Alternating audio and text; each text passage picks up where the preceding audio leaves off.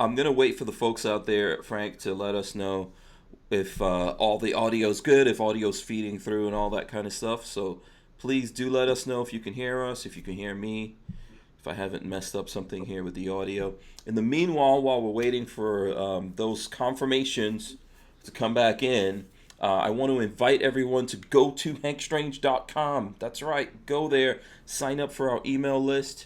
We're giving away lots of stuff, but you have to be signed up for the email list in order to do that. Also, we've got Lola's deals on there. Lola posts daily deals on there. That's a good way to support the channel and what we do. We have links to all the different things that we're getting up to. You can see our Gunstreamer account, links to that through the hankstrange.com. So please go over there. In the meanwhile, smash the thumbs ups, ring the bell, all that kind of good stuff. Share that we're live right now with POF, Frank Desomma of Patriot. Ordnance Factory is live with us, so I'm going to kick off the show right now. Let me press the button, start the open. Welcome back to the Hank Strange Situation. Here we go. Make sure you guys subscribe, thumbs up, ring the bell so you can be notified when we go live. Frank, we do this thing here called jazz hands. It's like this.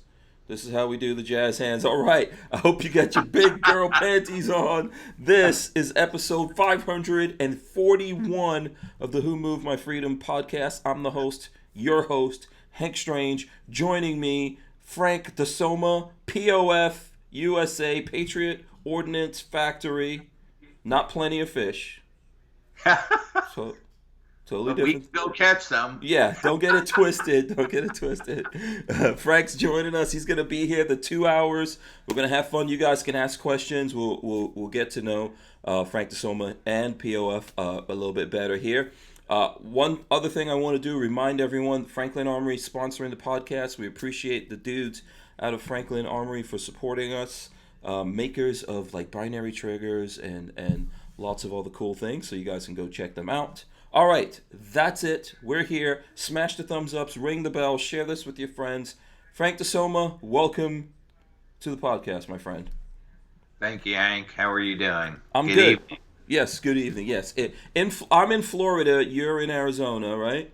Yep, it's 4 o'clock here. 4 o'clock. Yeah, here it's about 7. So it's about 7. What's the temperature over in Arizona right now? Oh, I think it's around 80 degrees today. 80? Oh, beautiful day. Beautiful. Yeah. It's a nice, beautiful day over here as well, man. It's around 80 here. Humid. I don't know. It's probably a little drier out in Arizona, right? Oh, yeah. Yeah, we don't have the humidity issue except during the monsoon season. Oh, okay. All right. What part of Arizona are you guys in? Phoenix, Arizona. Phoenix. Okay. I've been through there. I don't think I've ever been to the POF factory. Next time I'm in Phoenix, I need to do that, though. We're up in the Deer Valley Air Park area. We built a new factory just over 2 years ago. You're welcome anytime. Yeah. Anytime you're in Phoenix, stop on by. Absolutely. I will drop in. I'll steal like one of those shopping carts from a Walmart or something, and I'll cruise through the factory there. I'll take this and this and that. Yeah. So listen, let's jump into this here. For the folks out there who don't know what your background is, can you tell us like who's Frank Desomma? Where'd you start out? I'm no different than you or anyone that's listening. I'm just another American patriot that actually cares and loves for our country. But I started in aerospace. I started manufacturing as a kid out of high school, and I took some college courses and stuff like that. But I ended up working my way from a basic machinist to a tool and die maker to starting a CNC shop, and eventually became a process engineer.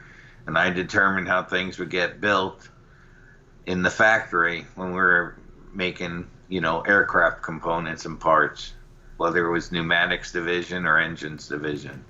Oh, okay. Are you, so where are you from originally? What part of the country are you from? Well, that's even funnier. Because as a kid, I was born in Brooklyn. Brooklyn. We call it Brooklyn. House. Yeah. but Phoenix is my home. I'm a desert rat. And I came out here when I was 10. Mm-hmm. And I love Arizona. I love the openness or whatever. And I often wonder what I would be doing if I was back in that liberal part of the nation. Cesspit. Yeah. Yeah, I grew up in New York also. So I'm not from New York, I guess. I was born in South America, but in Guyana. I think we went to live in New York when I was about 11. So Wow. I consider myself like I grew up in New York. You left at 10. Do you Yeah. consider yourself a New Yorker or an Arizonian? Arizonian. Oh, okay. And I mean, but I could talk shit about it. Yeah. Been there, done Everyone, that. listen. Everyone talks shit about New York. It's fine. I mean, at the end of the day, I mean, how would you love to be 9 million people stuck on a 7 mile island? Not a good feeling. No, yeah, in Manhattan. Yeah, especially now. Yeah. No. No, not so much. Not so much. I mean, but even like in the five boroughs, you're a Kings County native there, right? That's Brooklyn. I think Brooklyn's Kings County in New York, right? I was in, Yeah. But the borough of Kings is Brooklyn, I think. yeah. Yeah. All I know is as a kid, I mean, it was nice growing up as a kid. I mean, what does a kid know? You had friends, you go out, Yeah. you see all the different cultures, all the different block parties. It was fun. Was that the 70s? Was that the 80s? Was it the 50s? The late 60s, early 70s, Okay. and I moved to Arizona in 73. Oh, 73. Wow. I was like a baby. I was a year old. Yeah, I have uncles and aunts and cousins that still live there, but I can tell you one thing. I took the wife there a couple years back visiting family. It was an unsettling feeling going through Manhattan without a firearm because I'm too used to carrying concealed everywhere I go. Yeah. Yeah. That's a good, safe feeling. And Yeah. just basically, I felt like you're a sheep in a slaughterhouse just hoping it's not your turn. Yeah, you know what? It is tough. Look, even when I go back to New York, right? And obviously, I lived in New York for a long time, grew up there. And, so technically, you're not supposed to have any guns. I'm not going to say what I did or what other people did, but technically, you're not supposed to have any guns. So, Well, supposedly, we grew up there like that, huh? The criminals have them, that's for sure. For sure. Definitely, New York is this weird place where the cops have guns, the criminals have guns, and sometimes the cops and the criminals are the same people. Not a good situation. No. There's No. something wonderful about our constitutional rights, isn't it? The Yes. right and the freedom, our individual right of choice to indulge in those freedoms or to not partake in them. It's Yeah. your choice, but that's the greatness of it, is having the ability to have that choice and to elect to use it or not to use it. Yeah, yeah. Right about now, I wish the people in New York probably wish they had a way out of there, but I know it's like lots of. I don't know if New York shut off itself, or other states don't really want the folks in New York right now. Everybody's trying to build a wall around New York at this moment. Which is interesting. Isn't that racist? I don't know. I mean, what they calling Trump when we want to protect our borders from people coming in, not knowing who they are? It's kind of New Yorkish. So here's a funny thing about New York that gets me. You just mentioned Trump, right? Yeah. And I mean, I'm like in the middle of everything with Trump. Sometimes some things he does, I support that. I voted for him. Some things he does, 100% do not support it and all that kind of stuff. It is funny though, as a New Yorker, as someone who grew up there, and when I was growing up in New York, I've bumped into Trump several times, people in his family, all that kind of stuff. Always been cool. Trump's always been like a New York hero, all that. Been in movies, all the rappers talking about him. Then he becomes president. Most hated person in New York City. They evict him out of New York City. Then he has to make, I think now, New York's not even Trump's home state anymore. He moved to Florida, apparently. Yep. Yeah. What is Ain't going that on? funny? What's going on? Apparently, you have a lot of people that are fake and not real friends. Yeah. Never were true friends, but they were all his best friends because he was a billionaire, and they're all there with their hands out. Mm-hmm. Their hands out, waiting for a campaign donation and all that, kissing his ass. Mm-hmm. When you have someone that works for free, I hate politicians. Mm-hmm. I don't give a shit what party. They're all sleazeballs. They do nothing, know nothing, build nothing, create nothing, but they talk shit really good and efficient about one another. They are absolutely fucking worthless. Yeah. In most cases, so why do you want a politician? I'd rather have a businessman that says it for what it is. Bullshit's bullshit, or something's working is working. Yeah. Right? Yeah. And my God, the guy's in his 70s. He's a billionaire. You think he needs to put up with this bullshit? He's working for friggin' free. Tell me one fucking politician in Congress that's working for free for the people, the American people they care so much about. Yeah. Start with old Bernie, the communist piece of shit. Oh, yeah. We could just. That's a whole rabbit hole we can go. Did we ever have a president not take their salary? Did that ever happen before? I think it's been done twice, 2 other times. Oh, okay. Who didn't take a salary? I can't remember. Yeah, people tell us who, because that's interesting. Also, look it up on YouTube. It had to be, one was a businessman too. I mean, I think it was in the. I'm pretty sure Obama took his salary. Huh? I'm pretty sure Obama took his salary. Well, he's got a nice home, right? Global warming, and you get a gorgeous home in the Hamptons right on the beach. I mean, I don't understand that. It's probably a submarine. Yeah. It's going to wipe out. It's going to be underwater, ain't it? Yeah, but come on. I mean, that's the same thing Gore did in California, man. Yeah. Yeah, Al Gore's Al Gore made the movie about where he lives right now. In his movie, where he's living right now, that was the first place that got flooded. Yeah. And where does he go buy his house? Right there. You know what I mean? The rest of us are going to high ground like, uh-oh. I wonder if he got his land for next to nothing because he did that movie and everyone sold, and then he acquired a bunch of stuff. But, I mean, politicians, I'm just curious how they're worth tens of millions of dollars when they're getting paid what they get paid. What do they invest in? I mean, the whole thing's a joke. It's a rigged system for the politician, because here's true tyranny. When politicians make laws that we, the people, have to live by, and they're exempt from it, like, say, Affordable Care Act, that is tyranny. Exactly. Yeah. Now, no one's getting shot or beat or anything like that, right?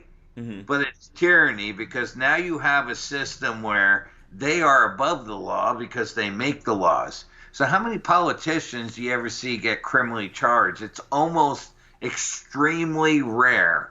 They got to have their hands caught in the kitty bar, somewhere in the kitty jar somewhere that it's actually shown to the whole world and they can't hide it. You got these politicians right now, that Republicans and Democrats, that were selling stock before the pandemic. They saved their ass as Martha Stewart goes to jail for 6 months on some inside trading stock. How about they go for years? It's insane that those guys that in Congress, you can know about this stuff. You can make the news and make the laws, and you could trade off of that, but you know in advance what's going to happen, and that's somehow not criminal. What have they done for us in the last 3 years since Trump's been there? All we've seen is shit talk the whole time. What have they actually accomplished? Nothing but shit talk and looking at. He's impeached. We got to impeach him. He's worked with Russia. I think what they've done is waste a lot of time and money and effort, and instead of getting out of the way and letting people do what they need to do. Look, people on the Republican side were not happy when Obama became president. There was not this much of stonewalling thrown up in front of him, though. No one was trying to impeach him every 2 minutes.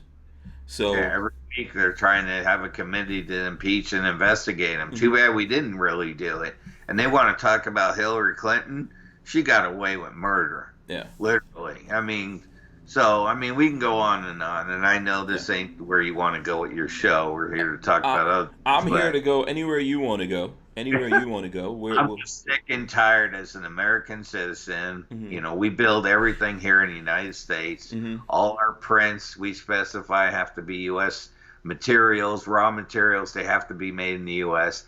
Any product or process that we don't do. I don't do heat treating or plating. Has to be a U.S. owned and operated company. I buy some furniture or magazines. Same thing. Has to be owned by a U.S. owned and operated manufacturing company. Mm-hmm. Why did I do that? Because in the 90s, Phoenix was a huge aerospace hub, literally. Phoenix, Arizona. Mm-hmm. A huge employment area, and manufacturing was big in aerospace. Well, I got to watch it get dismantled in the 90s, getting offshored overseas. China couldn't make shit. Communist China, let's clarify what it is. Mm-hmm. And now they're making so many things because everyone sells their shit over there and has slaves make them. Mm-hmm. You know, people want to talk about slavery in the U.S. Well, the biggest slaves right now, the Asian people in China, called the Chinese people. Mm-hmm. They don't have freedom to do what they want. And the bullshit with this virus that started there, I'm sure only 82,000 people are infected and they're clean. These guys will smile in your face, shake your hand, and lie to you all the fucking way. Mm-hmm. You know, They aren't to be trusted, but we do business. Why would we want to do business with the enemy? The enemy that hates our way of life, the enemy that would use everything they can to destroy our way of life and take over. Yeah. It's weird how we do that in like essential things in America, like things that we all know, hey, we might want to make this here in America where we have some kind of control over it. That's made in China, and they have all the control over it. Yeah, just think your medicines. I didn't have a clue. It's ridiculous. Mm-hmm. So that's where Congress has totally failed the American people. All these asshole politicians that have been around for 10, 20, 30, 40 years, mm-hmm. what have they done besides bury our country in debt? Mm-hmm. And they're in debt. We, the people, are in debt, but they're not. They have pensions. They have the best medical for life. They get paid for life. Yeah, it shouldn't be that way. They get no payment if the country's in debt. Yeah. And they just keep the way they do it is they're just printing money over there. That's the biggest license that they have. So let me try to go back to something for a second. So when you moved to Arizona, you got into the aerospace industry, right? Yep. Okay, so you were in the aerospace industry up until the times you're talking about that you said. I think you said in the 90s, all of that. And I worked past that. We started my corporation in 2002, but 1992, I had a brain tumor. Okay. And I survived through that. Obviously, I'm here on podcast, but unless you're in the Matrix, we don't know. You gotta pinch yourself. I'm not real. Yeah. You're Neo. You are Neo, Frank. If anybody's gonna be Neo, it's gonna be you. At the end of the day, I mean, you move forward in life. And I was a hobbyist. A neighbor took me out as a kid, went dove hunting, and then I eventually went deer hunting with Dad and my brothers, and got around firearms, and we were in the trucks and Jeeps growing up. So, but we always used what, our parents showed us, traditional guns. Mm-hmm. Often my friends will always ask me, how in the hell did you do this, Frank? And I said, we would have did it ourselves. I said, this is no different than us tricking and working out. I didn't hang around the street racers type of guys. We're in the trucks and Jeeps, but we modified frames. We fabricate, weld, lift our vehicles. I used to mud bog, sand drag, truck pulls. Oh, cool. That's cool. Like that. So you got to be mechanically inclined, rebuild vehicles, tear them down to the frame and just rebuild everything and put it all back together. And we would do that as hobbies for fun. Yeah, that's badassery, man. I wish I had those kinds of skills. And then we would go cruising on the weekends and chase girls. I mean, what else is life? That is the American dream. That's how I met my wife. Yeah, that's the American dream right there. So I still love vehicles. Vehicles, to me, there was no phones when we were growing up as kids, right? We didn't have. I got to see cell phones as an adult. House phone was really dialing 911, wasn't it? Yeah. You actually dialed the phone. You went, yeah. Yeah. So Yeah. So I look at that. It was like you went outside and you played and did stuff. The freedom for me was the day I got my own pickup truck that I bought, an old beat up Ford F100, 1966. What? Still remember it today. Okay, 1966 Ford F100. I need to go see what this looks like. Yeah, and I purchased it from a neighbor for $500. I would literally mow front and back lawns for $5. I would take a mower, go door to door through the neighborhood with a gallon of gas and knock on doors and ask people to mow their lawns. Mm-hmm. And I got enough money, and I bought the truck. It had a camper on it, and I sold the camper. That's a cool truck, man. I'm looking at them right now. Those are cool. Yeah, it's an old truck. Yeah, like one's in good shape, but pretty, Yeah. So I rebuilt the engine in high school with Victor Auto. Oh, wow. And it was working and stuff like that. So at the end of the day, I rebuilt my own vehicle. So the day I felt freedom was the day I literally drove from my parents' house on my own to wherever the hell I wanted to go. That to me was my real first taste of freedom. Mm-hmm. Think about it. Here was some kid that bought a truck, rebuilt it, did everything, worked with his own hands and built everything. Yeah. Mowed lawns for $5, front and backyards. How many kids will do that today? None. Definitely not mine. I had to get goats. That's like I have to get goats. But have a lot of land. But I mean, at the end of the day, to me, I still feel that way today. I have vehicles. I'm around vehicles. Some of the fun stuff I do outside of work is a lot of car shows or drive-ins or cruises. Good Guys show comes to town. Yeah. Barrett Jackson auctions here too. Yeah. So I think that I ran into you at SEMA show, didn't I? Yep. Yeah, that's true. You did. Yeah. So that's the ultimate car show, isn't it? Yeah. Oh, SEMA show. People might get mad at us because we're not talking about guns yet, but we will. We got 2 hours. But first of all, let me say something at SEMA show, right?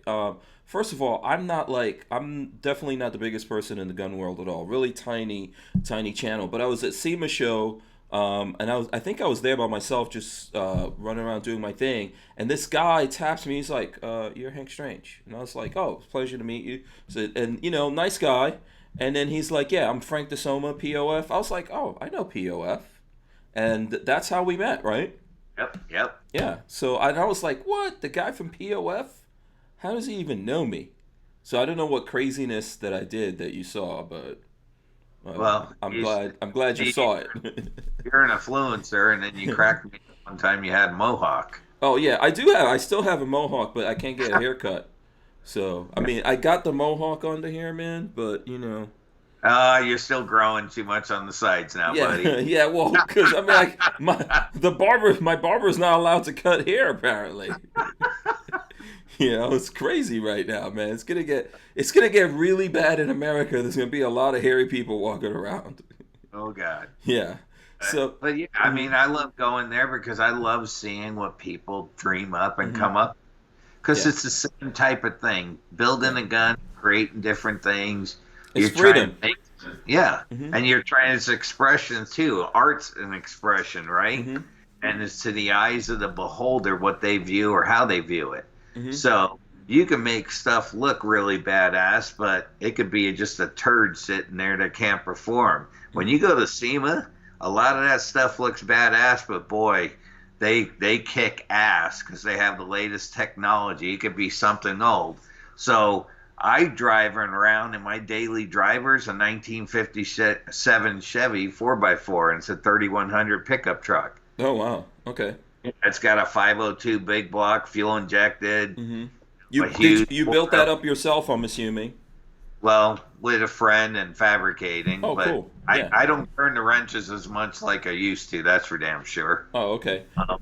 But building that was fun, and I like driving it because I can go buy a new truck like you or I or anyone can. But, driving some of that old school stuff and having the latest technology where it has air conditioning, fuel injection, four-wheel disc brakes, automatic.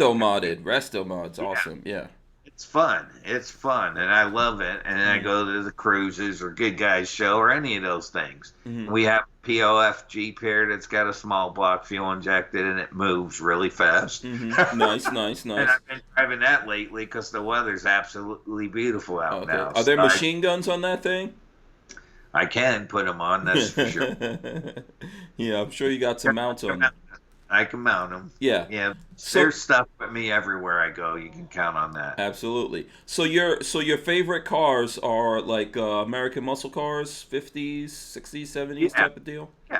50s, 60s, 70s. I mean, I like the new stuff if it's done nice or whatever. But it's all about how do you fabricate stuff. How's that different than a gun? It really is not. No. All I think we did is bred new life into what Eugene Stoner does. I got to give homage to him, because if it wasn't for him and his creativity, I wouldn't be here today talking to you.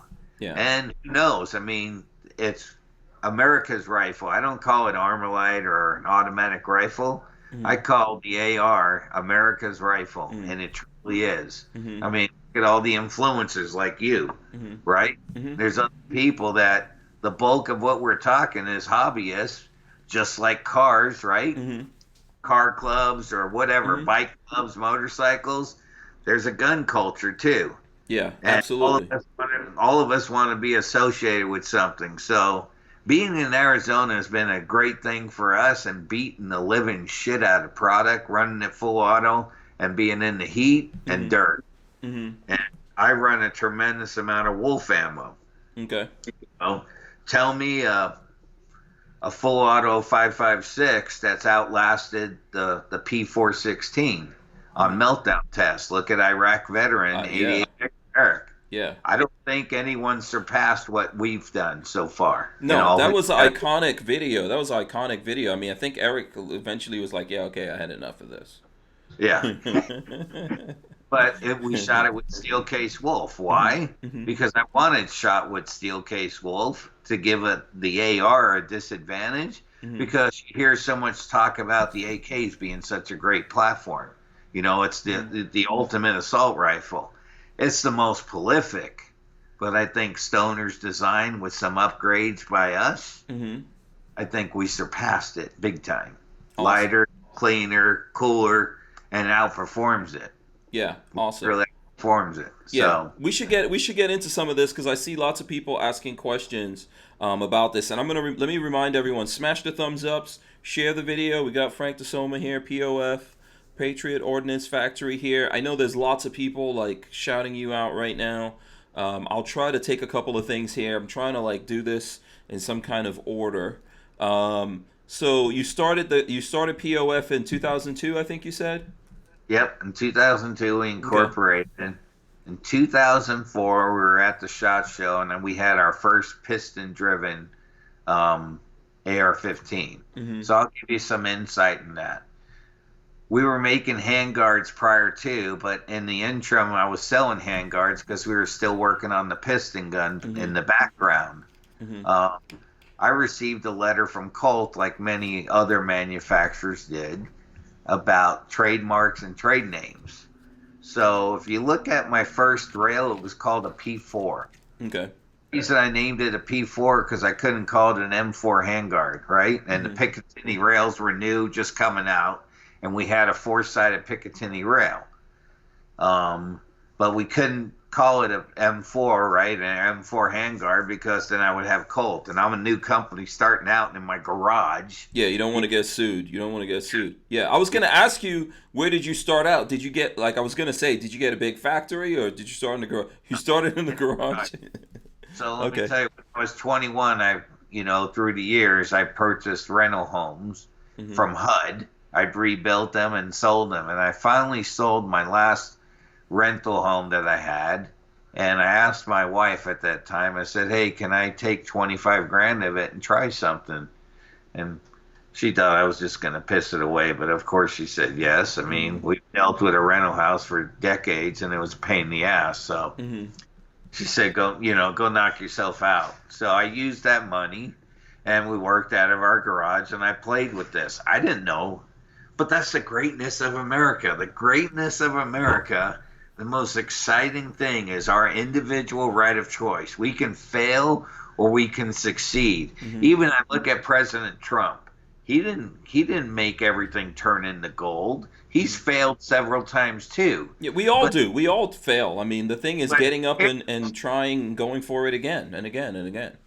Bingo. Yeah. And that's the greatness of America and our freedoms and liberties. We have the opportunity to even try. To try that, And we have also the blessings of other Americans like you and I that gave us opportunities and said, hey, what's this idiot Frank doing? Frank Desomma. I'll try this thing out. They gave us an opportunity. That's how we exist. We exist because the early people that looked at what we were doing were obviously intrigued enough, and they had the freedom to do what they wanted with their monies that they worked hard for, and they chose to give us an opportunity.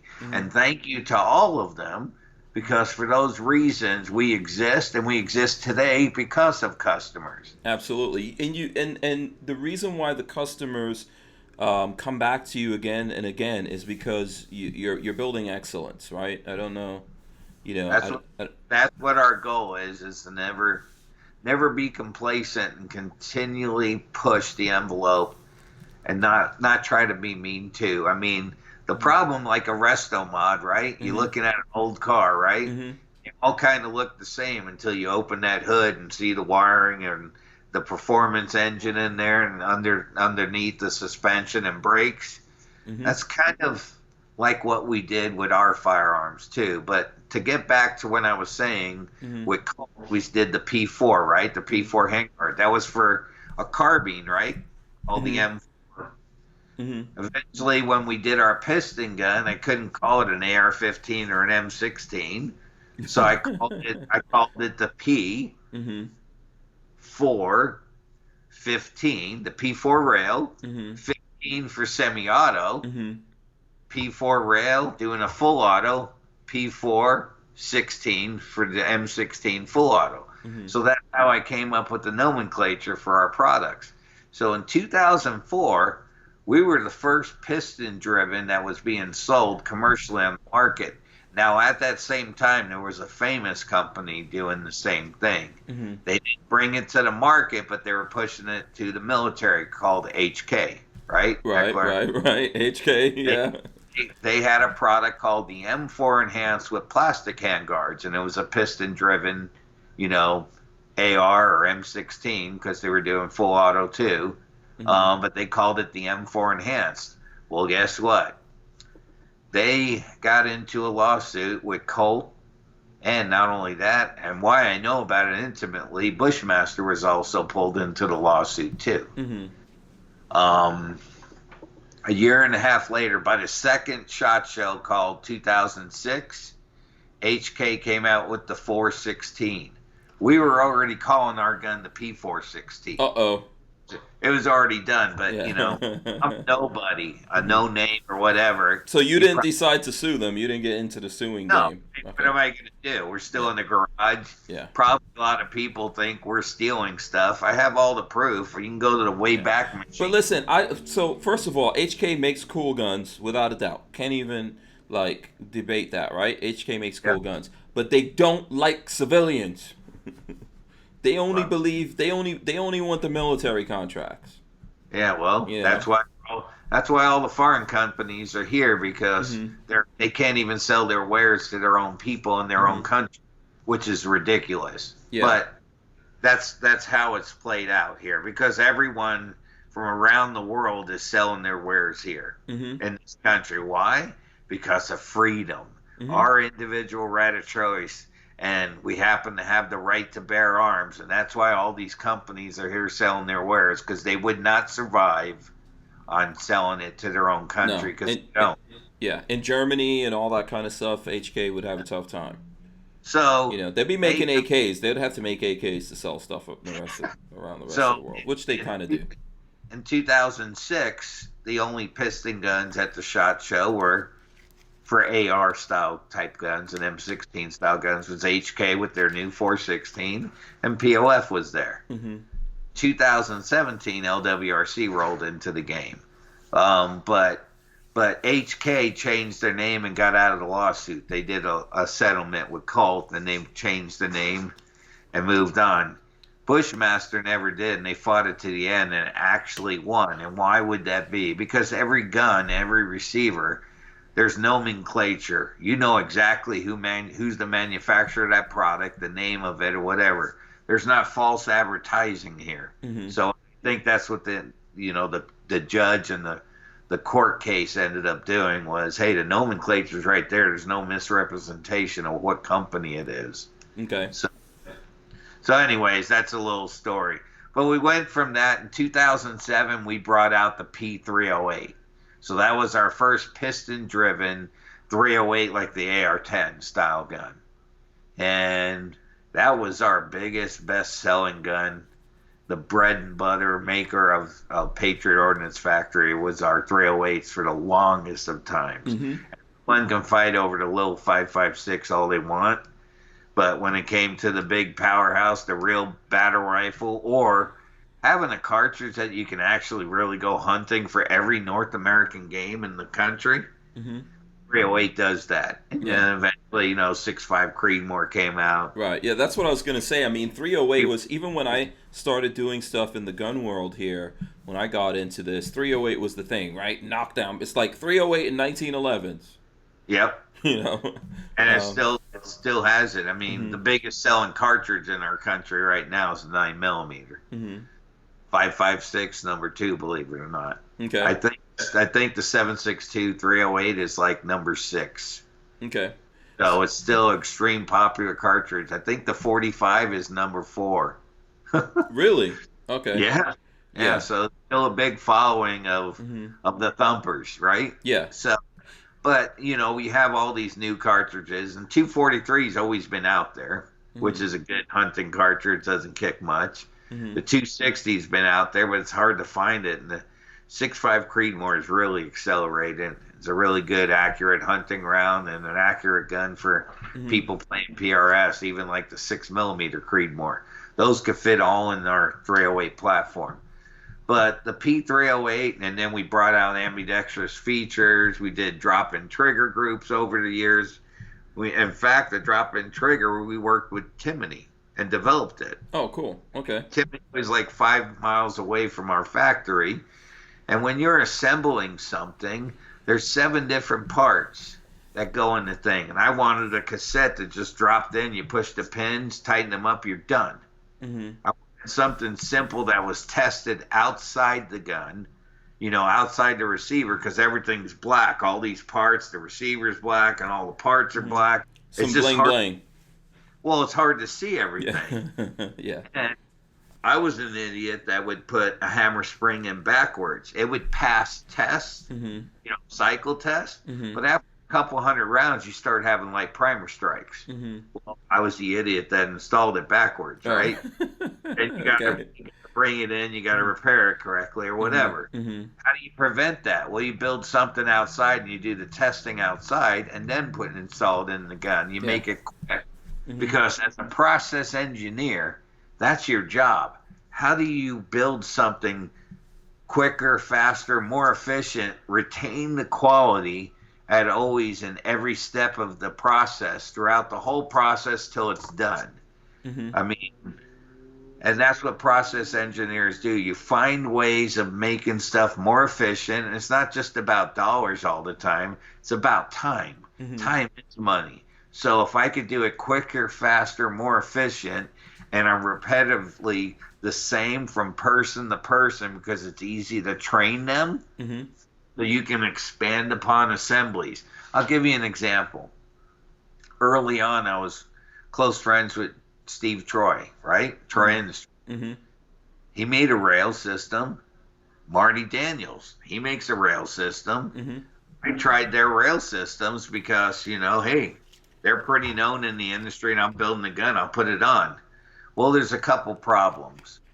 Number one, it took quite a little bit of time, especially like Marty's with those opposing screws. Mm-hmm. I could do it in about 15 minutes. Well, what if I told you we install our handguards consistently in 2 minutes? Yeah, that means you can do a lot more. You can do like 7 at the same time. Yeah, Mm-hmm. yeah. How many do I get done Mm-hmm. in an hour's time? Mm-hmm. And how many people does it take to keep up to what we do with one person in an Yeah. hour? Yeah. You see what I'm saying? Yeah. It's all multiplying. You need workspace, you need more manpower. Mm-hmm. So we run lean and mean, and we're extremely efficient because of processes that we put in. Mm-hmm. And the other thing is trade dress.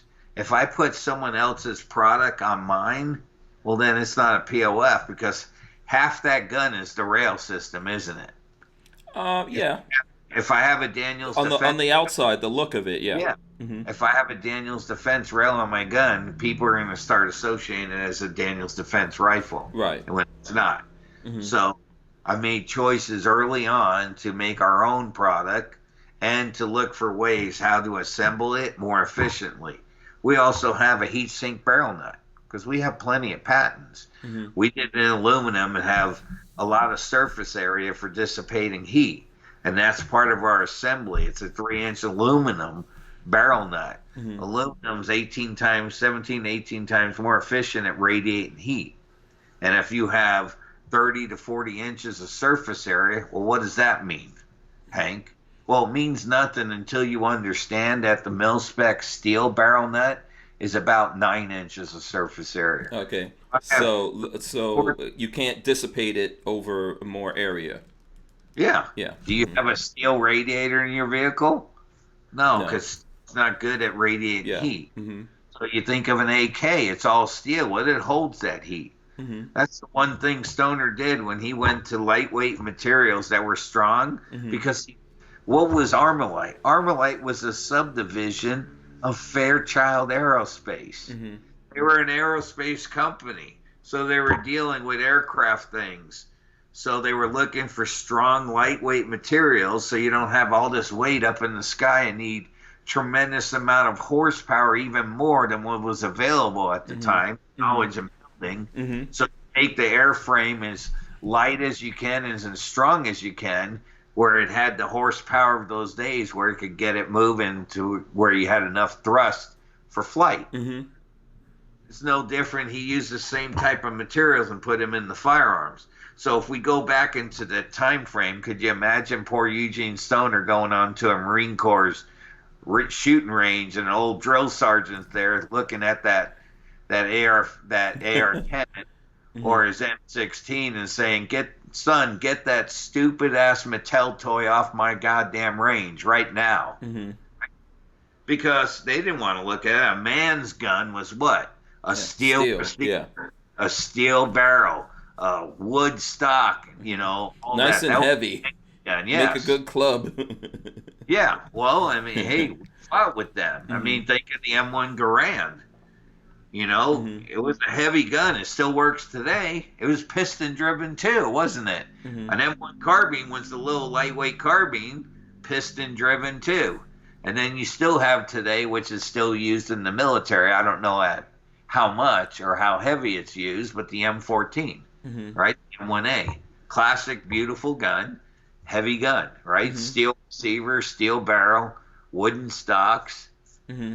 So let me ask you this while we're on this subject. So how come, like when we have these discussions, I think the AR, there's probably more ARs out there than anything, but I guarantee you someone will argue with me and say, oh, there's more AKs, there's more of this or that.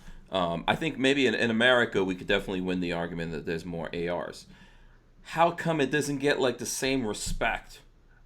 It like why is something like the AK more respected? Because it's prolific around the world. You had communist nations Mm-hmm. making their people as slaves just pump stuff out. Mm-hmm. China pumped them out. Russia's been pumping them out over the years and then selling them to all these different countries around the world. And they pushed it. You have communist or socialist countries around the world. I mean, socialism is a joke to me. It's communism. You're just trying to put a softer touch on the name. When you dictate to the people what they're going to do and they follow it or they end up in jail or prison. Mm-hmm. Yeah. Mm-hmm. Yeah, I think over time, like, and I'm not trying to knock the AK or anything like that. I just think that I mean, the AR platform has come a long way. There's lots of different iterations of it, Yeah. but for some reason, it doesn't just. Maybe it's just so prolific that it doesn't seem sexy. You Well, know? it's prolific when people go buy parts kits, big, huge, companies that import a bunch of surplus stuff over the years. They were buying these surplus guns for $5, $6, $8, $9, $10 a whack Mm-hmm. from Armories. They would cut the receivers up and bring all the parts in. Mm-hmm. Literally, that's what these companies, how they made money. Mm-hmm. Bringing stuff in. They even did it with the FALs. They did it with the G3s, Mm-hmm. stuff like that. You had parts kits flooding into this country, which you had a lot of people in a garage or whatever tinkering and playing with that. Mm-hmm. So, I mean, I can't complain about it because, some of my thoughts were I was rebuilding a FAL with my son in the garage. Mm-hmm. I was looking at that piston driven and said, holy shit, that's what the M16 needs. Mm-hmm. The AR-15 M16 that all my friends carried, and I was a guy that had a G3, or an HK91 shooting semi-auto, and I had a Glock, instead of a 1911. But all my friends were... Okay, yeah, we can give you some props for that, yeah. I was the oddball, right? All my friends had, 1911s and, AR-15s. Right. Do you have a Gen 1 Glock? Oh, yes. Oh, nice. In fact, that was the one that had to get repaired, and they enticed you to send it in because the trigger had issues, but they would give you the night sights, right? The sights that you can shoot at night. So I did that. But yeah, I was one of the first shipments that came into the States. Oh, okay. And I bought it because I was at an indoor range that had an open house, and I shot a really good group with it. People laughed because it was a plastic gun, but it worked for me. So, and look at today, decades later, everyone's emulating what Glock created. Right. Yeah. Absolutely. And I'm just looking for the next step above that, So, look what Eugene Stoner has done, and look how much it's transformed our industry and what he's created over the years until he left us, right? You could say that for the Eastern Bloc with Kalashnikov too, but if you go design by design, you can look at it. Well, it all starts with the cartridge. Kalashnikov's, the AK, doesn't even have a feed ramp because the geometry, it boils down to that peg set, right? As we played with kids, the geometry set with shapes, you had to match them. The AK's tapered like a cone. Okay. So it goes right from the magazine right into the barrel. It doesn't need a feed ramp like Eugene Stoner. So just talking mechanical design, Kalashnikov's tapered cartridge helped feed more efficiently. You can need a feed ramp, a mechanical feed ramp being put into it. Stoner did. Stoner, and the bolt, you can talk, the Kalashnikov bolt is so much larger, but look how much smaller the design was of Stoner. Look how much lighter it was. Look how much more efficiently it dissipated heat than Kalashnikov, holding all that weight, heat that's soaked, because steel is very slow at dissipating heat. And look what, Stoner's design with aluminum, so it dissipated. And Stoner's design shot accurate. So that was the result. But if you go by mechanical design, step by step, and compare, you may come up with one point that Kalashnikov would beat him on, and it would say, hey, they don't need a feed ramp because how tapered the cartridge is. They had to install a feed ramp here. But the reality is when they run, because that's all that matters at the end of the day. It's like me. I would never build a bullpup design. Oh, boy. You had to go there. No bullpups for you? I'm a no. bullpup fan, by the way. I have to say, full disclosure. Okay. Well, I'm going to tell you why. Why? Yeah, let's get into it. Go ahead. Catastrophic failure. Okay. So when you talk about those designs, Stoner and Kalashnikov, and you could talk about the elements and why a design is better than the others. The same thing you could say with a bullpup. Hey, it's a better design. It's more compact, and I got a longer barrel for higher velocity. Mm-hmm. Except here's the problem. Have you ever seen an AR-15 or M16 blow up from a 300 blackout cartridge being put in it? I've seen the pictures. Thankfully, I haven't done it myself. It's pretty violent. Yeah. You know, there's a blessing because everyone worries about their eyes. Always wear safety gear, right? Hearing and eye protection. Do you when you shoot your gun, do you put a plate around your neck to protect your jugular? No. Okay. Most people don't. They don't have ballistic, body armor around their neck. Right. So if a gun lets go on an M16 design, right? You're about 12 inches away from where the bolt and its lockup is, sitting back the way you are. When you have a bullpup design and have a catastrophic failure, where's that bolt and its lockup? It's going to be close to your face, to your your décolletage. So your cheek's sitting right on it. Yeah. So when it lets go, everyone's worried about their eyes. What about down here? What's on your neck? Yeah. What protects that? How many of those kinds of failures have we seen in bullpups? I don't know, but if they make 300 blackout bullpup, you're going to see a whole lot more because when we introduce the 300 blackout, and the only thing that prevents it from chambering in an AR of 223 5.56 chamber is the projectile. Have you ever seen a projectile push in the case on a bad feed, a miss feed? Yeah, because they press them into the case. And then that projectile, it's a controlled explosion that's held within the chamber, and the projectile goes down the barrel. Oh, if you have an explosion, because you have an explosion goes off and you plug a 224 diameter hole with a 308, a .308 plug, the gas has got to go somewhere. Yeah. I think, I'm asking this genuinely. Like, you build the guns. I'm a fan of bullpups and stuff like that. I like the design. I have several bullpups. I have a Tavor. I have an X95, all kinds of different stuff. I've never run into that issue. I've even, done training and things like that, trained over a couple of days, and I haven't run into that. I do understand what you're saying. You can have a situation where you load the wrong ammo and something like that happens. I think that because of the nature of that, you've got more support in those areas where something could go wrong, right? I think in physics, it always seeks the point of least resistance, from my understanding. Or is it more plastic in those areas? You know what? It's a good question. It's a good question. Yeah. That's what I'm saying. Because the AR platform, ever since they introduced the 300 blackout, there's been a tremendous more guns have blown up because people have mixed up by accident that happening.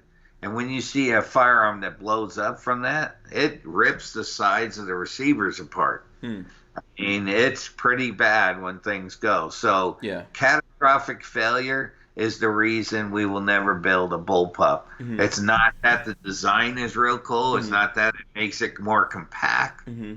Oh, it allows you to have more velocity with a shorter package because you got a longer barrel. The problem I have is everything that can fail can and will. Yeah. It's just absolutely, yeah. Did you guys do any study of this, or you just decided hey, that's not a path that we're going to go down? Well, we looked at, because when you look at failures, you look at a broad term in all designs. Okay, if you're seeing failures like this, and you could purposely blow up a gun if you want to and see how it reacts, put pistol powder in a cartridge and see what happens. Yeah. I have seen situations, for example, what was it? I think the Keltec RFB, we've seen that so for example, you can adjust that if you're putting on a suppressor, right? Yeah. But if you adjust it wrong and then you shoot that thing in the wrong setting, you can blow the back out of it. Usually pressure seeks the point of least resistance. So I've seen that kind of thing happen, and the backs of them go out, which didn't hurt anyone. But I would just for the sake of the curiosity and seeing how these different things fails, I would love to see that.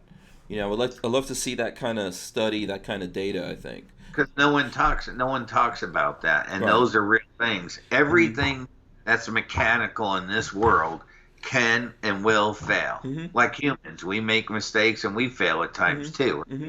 So if you have a mechanical item, and guess what, guys? Everyone wants to blame the firearm all the time. If you make hundreds of millions of rounds and have like a 99.9% quality rating, that's pretty freaking good ISO rating. And you get 100 million rounds, that's like around 50,000 potential problems. Yeah. So someone here, Yoel Adams, I'm going to try to get some questions to people, but he says, do something like Chris, make a new system of action. Obviously, Chris, he's talking about Chris Vector. So you're saying you wouldn't go in the bullpup direction. What kind of stuff are you guys thinking about? If you could talk about that, like future direction, do you think it's just going to be a derivative of basically what's there now? I still like the stoner design. Okay. I still like how it puts together, how it assembles quickly. It's kind of, I don't want to give it so easy like it's Legos. Maybe having it to where it doesn't need a buffer in the back where you do side folding or stuff like that. Or I don't know if side folder's the answer, but I do know this: in any mechanical design, when you have quick release barrels or whatever you want to do, if you want a side folder or a collapsible stock or something like that, all these things we discuss to have something that's repeatable and durable and reliable adds weight. Yeah. So you could take your barrel off. How much more to the mechanism that it adds? So I'll give you an example. Oh, we're in the military. We got to have a quick release barrel. We got to be able to go from a 10.5-inch barrel and go to our 24 because I'm going to be a sniper in the hide. Well, that's no problem. You know who did the best design ever? Who? Eugene Stoner. Those two pushes. Okay. Prove to me how you're going to shoot, because I got a quick change barrel and I changed from a 10-inch and a 1/2-inch barrel and I put a 24-inch. What's my zero? My velocity change, right? Did it shift? Because I got this barrel coming in and out. Did my point of impact change? Because the more you take it in and out, things wear. Yeah. It's an interesting concept. I mean, I guess... we haven't got to the big issue. Okay. I'm not doing an entry with a 20 power scope or a 25 power scope. I'm with a dot sight. So what do I do now? Do I throw my scope on this or do I shoot with my dot sight 860 yards out with 15-mile-an-hour wind east and Kentucky windage? Yeah. I think one of the problems there is the thing that we have of trying to make everything into one, right? It's like cars. Sometimes you need a pickup truck, sometimes you need a muscle car. So there's different uses for different things, right? Yeah. There is. And sometimes that's the best solution. Put down one gun, pick up another one. Okay. It may be. Or what can you have something as a category? Can you do something for an urban environment and own the 600 yards, and then when you're out in the mountains, you want to shoot to a mile, get the 338. So I'll say, okay, I was talking about a bullpup design. Do you know how much pressure's on the bolt on ignition for a 338? It's over 17,000 psi. Okay. If those lugs break, that bolt is going right through your shoulder. It is going to punch right through you. That's why I don't like bullpup designs, because what happens there. So anyways, but when you're talking in two different elements, you're talking an urban element and you're talking a rural out in the mountains, out in the opening. There's two different types of course. That little 9mm subgun's not going to do good from mountaintop to mountaintop. You need something that reaches out and touches someone large caliber. Right? Yeah. So what if you could build one platform in an urban environment that can own 600 yards, even push out to 750 if needed, and you could do CQB with it? The same gun? Yeah. What kind of gun would that be? Same configuration, same barrel, you're saying? Yeah. Okay. Yeah. Because when you want to change everything, it adds weight. Yeah. What could possibly do that? I don't know. I mean, I'm interested. What can do that? Wouldn't that be I wouldn't say the holy grail, but that would be a great application for the urban environment. Right. If you make that one. Mm-hmm. Because I've been watching a lot with firearms over the years, the AR, the MSR type of guns, right? America's right. You know, MP5's the most famous subgun ever made. Hands down to them. I still haven't seen a product that goes 500,000 rounds like them and still run. So they've owned that crown for quite some time. Okay. It's 9mm. What do I do at a distance, or how does that work with vehicles and stuff like this? So the 300 Blackout was created, I believe, to handle more of the law enforcement. Number one, like you said, HK, their service isn't the best, and they weren't supporting those MP5s. Law enforcement needed an alternative. Hey, you made a 300 Blackout that shoots subsonic ammo really good, a big heavy bullet, performs pretty much the same, but you have a lightweight platform, right? A short barrel, lightweight AR. You can suppress it easy, like you said, right? And everyone can manipulate it, handle really quick and fast. And tell me one platform that's quicker in getting back in the fight than the AR design that Stoner did.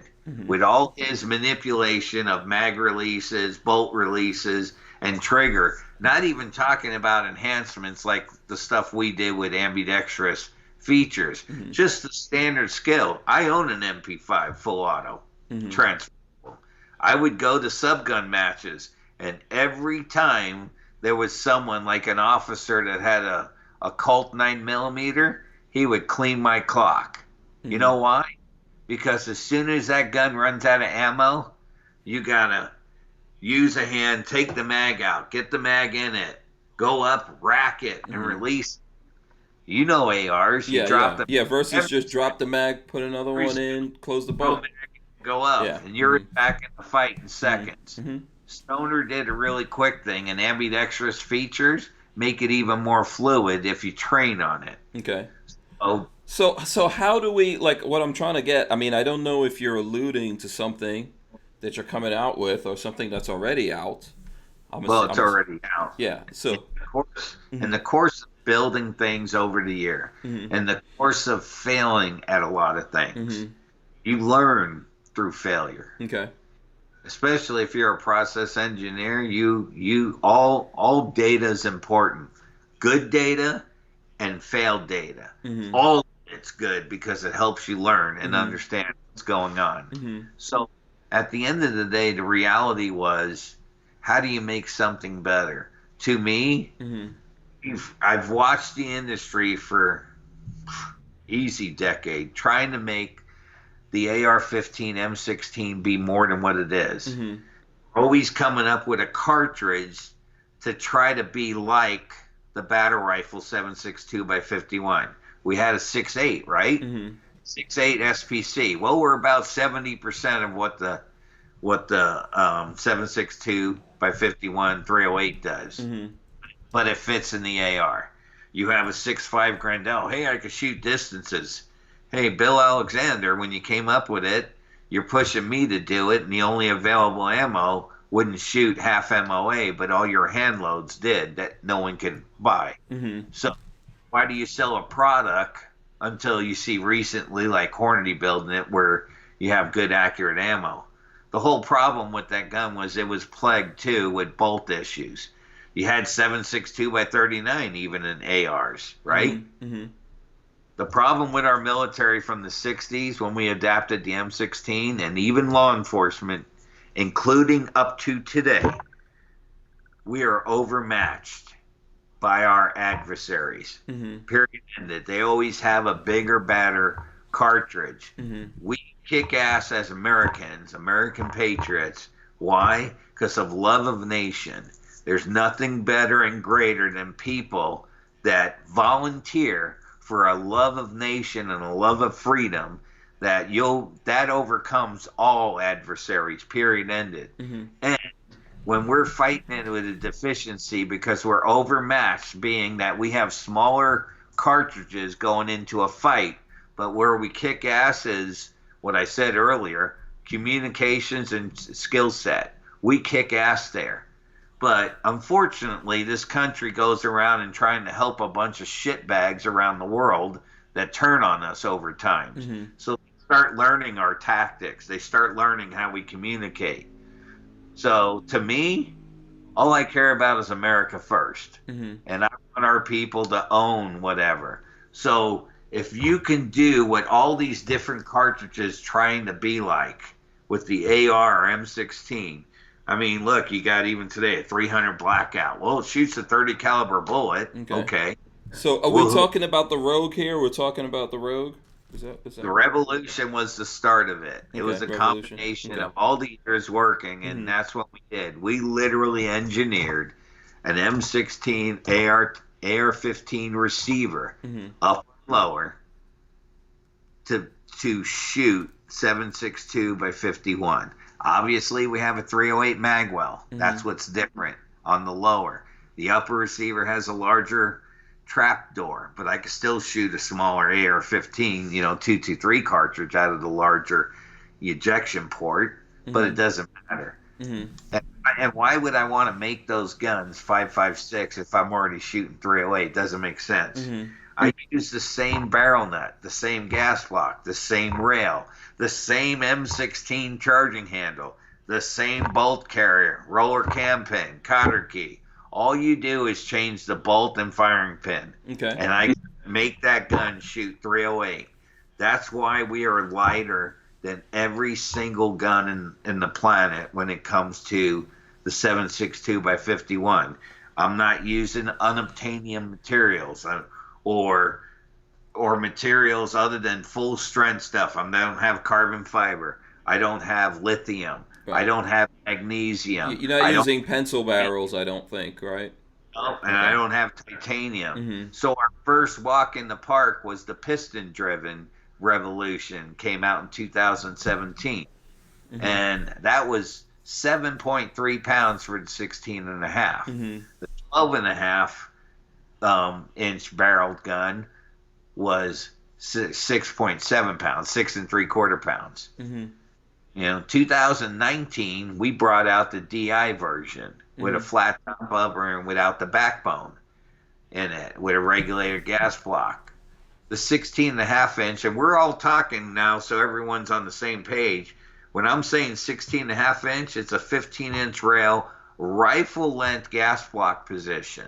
So I'm making the barrel and as heavy as it can be, and that position is 7.3 pounds for a 308 in an AR-15 chassis, period. And this isn't a small frame.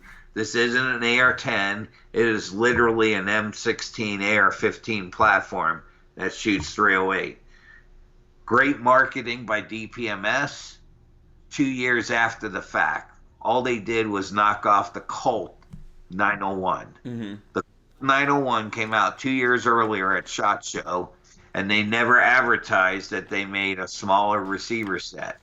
So the small receiver, like you say in short action, long action, the short action or the small receiver, small frame receiver is the M16. The large one is the AR-10, and I'll give you an actual number. The AR-10 is 1.5 inches longer than the M16. That means the carrier, the diameter of the carrier is a lot bigger too and heavier. The Colt 901, the DPMS G2, is 1/2 inch shorter than the AR-10. Where's the M16 AR-15 and now the Revolution and Rogue that Patriot Ordnance Factory engineered is still 1 inch shorter than the Colt 901 or the G2 or anyone that's gone off the And I think that's like 6 pounds or something like that, right? Let me see. Yeah, so the 16 and a half inch Revolution with a rifle length gas block is 6.8 pounds.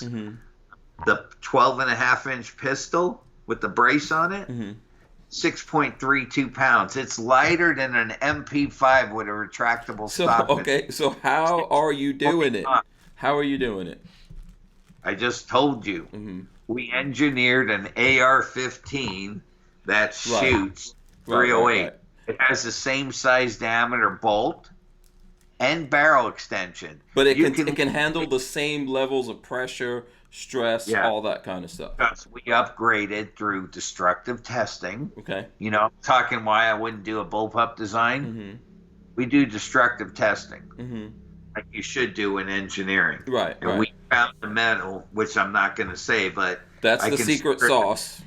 I consider it a super alloy, and how it performs, it's amazing. Mm-hmm. So I see people on the internet, different manufacturers, where they throw out 9310 bolt being a super alloy. Mm-hmm. Well, let me tell you something that'll correct you, because it all goes back to when I was building triggers. Mm-hmm. 9310 or S7. S7 is a material, and it's a hammering material. It's really good for punching and stuff. Mm-hmm. The problem with S7 material, it's kind of like the Titanic. That Reliable that was on the market in S7, Mm-hmm. when it first came out, they were having issues when it got real cold, like zero temperature. Because you do destructive testing and you do a Sharpie test. A Sharpie test, mil specifications from the military is room temperature, and the next test is minus 40 degrees. It's got to withstand and hold up. Metals transition. So when the Titanic was built and engineered, it was already the ship of death. Okay, because they didn't do that kind of testing to see what it would do in those cold waters. Okay. Yep, when they shipped in the cold waters and hit and breached, they could never stop the leak. That's why it sank. They couldn't stop the leak because the metal transitioned and it became extremely brittle and it snaps cleanly. So at one time, with the craze and buying because of fear, you know, with our politicians again wanting to take away our ARs at one time because it's an evil rifle. It does nothing. It's an inanimate object. I have 32 cameras in the factory.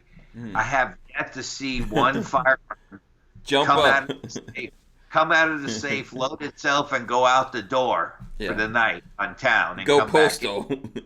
Yeah. Yeah. So what kind? So other than, and I see people asking this question. I know we're having like a real intense. This Frank, by the way, he's intense, which is awesome. Sorry. Which is awesome. I love it. So I see some people here. Who is it that asked this? Yule Adams wants to know, like, what kind of real world testing do you guys do other than the destructive testing in the lab or under controlled circumstances? Like just running mag after mag after mag in full auto till it dies. You know, one time we did a test where we did almost 2,300 rounds in 40, I think it was almost 45 minutes. Through the barrel. We destroyed the barrel, but the platform stayed running. Literally. In 308. So how many people do you know do stuff like that? I don't think so. I know that there's manufacturers like yourself, and I'm not trying to, like, you know, there's people that manufacture the way that you do, coming from a specific background, right, where you understand this stuff. And then there's some people that manufacture stuff and don't actually, you know, they don't actually do any kind of testing. You are the tester when you buy that gun. Yeah. Well, we try. Yeah. We're human. We're not perfect, but I'll go back to what I was saying. At one time, we had to find material for bolts because Carpenter 158 could not be found. It had a 52-week lead time from the steel mills. I had to find an alternative or I could be out of business, right? So working with metallurgist labs that do destructive testing, I picked 9310. And the test results are this.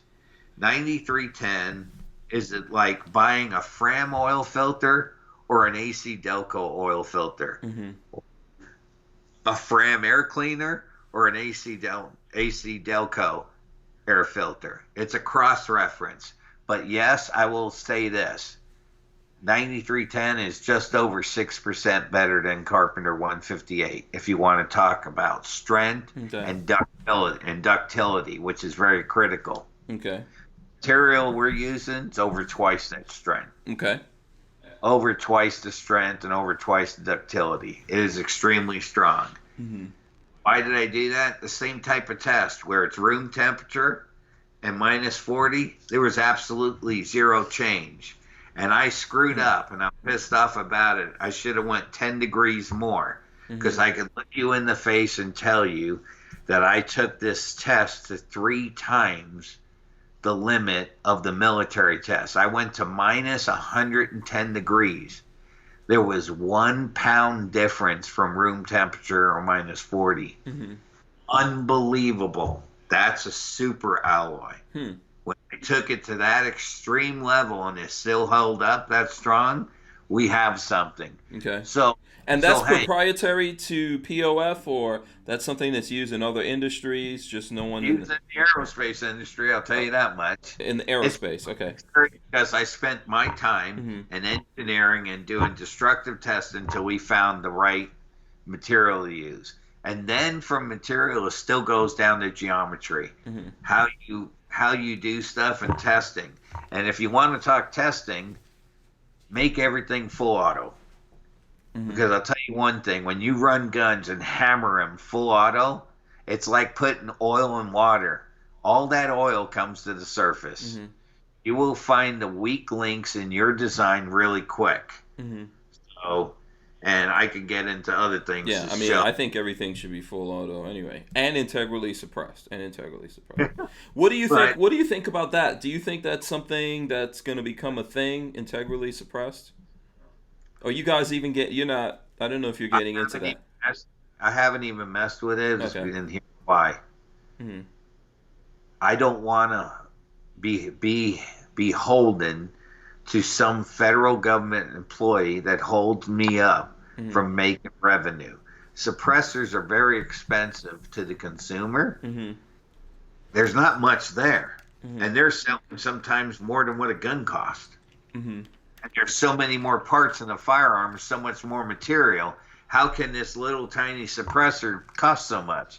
It's because the suppressor companies have been turned into the banks from the federal government, because you could get a transfer in 30 days or it could be a year plus. You don't know when it's going to happen or how quick. Right. You can get caught up. All these people, they build it and they put it in inventory and they transfer it to the dealers, and everyone's turned into the bank, and that's why the cost is. So the second that the federal government allows it to be transferred like a 4473, like buying a regular firearm, which it should be, then I would think about doing it. But there's some good technologies that are out there right now. But I could tell you the one thing that's missing in all these suppressor designs, until lately, there's a couple companies that are trying to do better. The military specs suppressors, they always talk about flash and they always talk about sound, right? Well, none of them have ever said this, because I'm sure you experienced putting a suppressor on a gun and all of a sudden the reliability of that platform goes down. You have to stay on it a lot more, maintain it a lot more, because you're running that gun. So it's basically like you were handed mom's old Caprice that she had for 10 years and dad gave you that and you were in high school. And it ran great in the family for 10 years, right? It's got a lot of miles on it because the family used it for everything. Right. Then you drop a supercharger on that bad boy. Yeah. Or you put a nitrous oxide in it and you and the buddies are out. It's fun. You destroyed the tranny and you got rod knocks and it's burning oil because you put all this extra horsepower into this old tired motor that wasn't built for it. Yeah. So when you run a gun as fast as what you're doing when you do it with back pressure, what they should say, with a pack timer, we will not accept any more than 3%. Maybe to start with, I would give them 5% more of what your firearm operates without a suppressor. And if they do that, they've done something, because now you reduced the amount of operating speed of the platform, and you're not beating up the platform. So that suppressor in layman's term should shoot the same distance and time as one without, a firearm without a suppressor, other than it's getting dirtier. But with these flow-through designs that are coming out, there's less and less debris in the action.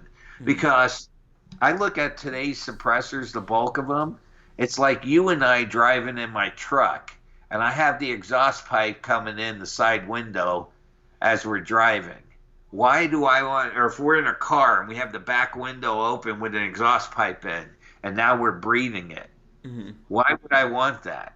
Yeah. And if everyone didn't run with mufflers per se, we'd sound like NASCAR track on the street, wouldn't we? So suppressors would work good if you're not breathing all that garbage. And yeah, if it's pushing it away from you. I mean, that's how a lot of people get lead poisoning. Like a muffler. Yeah. And it reacted more like a muffler. That's what I'm saying. Just like our vehicles. And does that make common sense to you? Yeah. We're doing it on our vehicles. Why can't we do it on our firearms? Yeah, the technology. I mean, there are some people, like you said, kicking it up. Let me just get to some questions. So if you guys have questions, now is a good time. I'm going to get into some questions. Ask them right now in the chat. We'll try to get to it here. By the way, also smash the thumbs ups. Thank you. I appreciate it. We have Frank Desomma of Patriot Ordnance Factory here, POF. Rocky Mountain Bear says, I thought he said they weren't using some super unobtainium metal. So what I guess he's trying to find out what the metal is here. Yeah, for our bolt and barrel extension, those are key items. So that's proprietary, right? Yes. But not an exotic metal. No, it's not an exotic metal that's so light.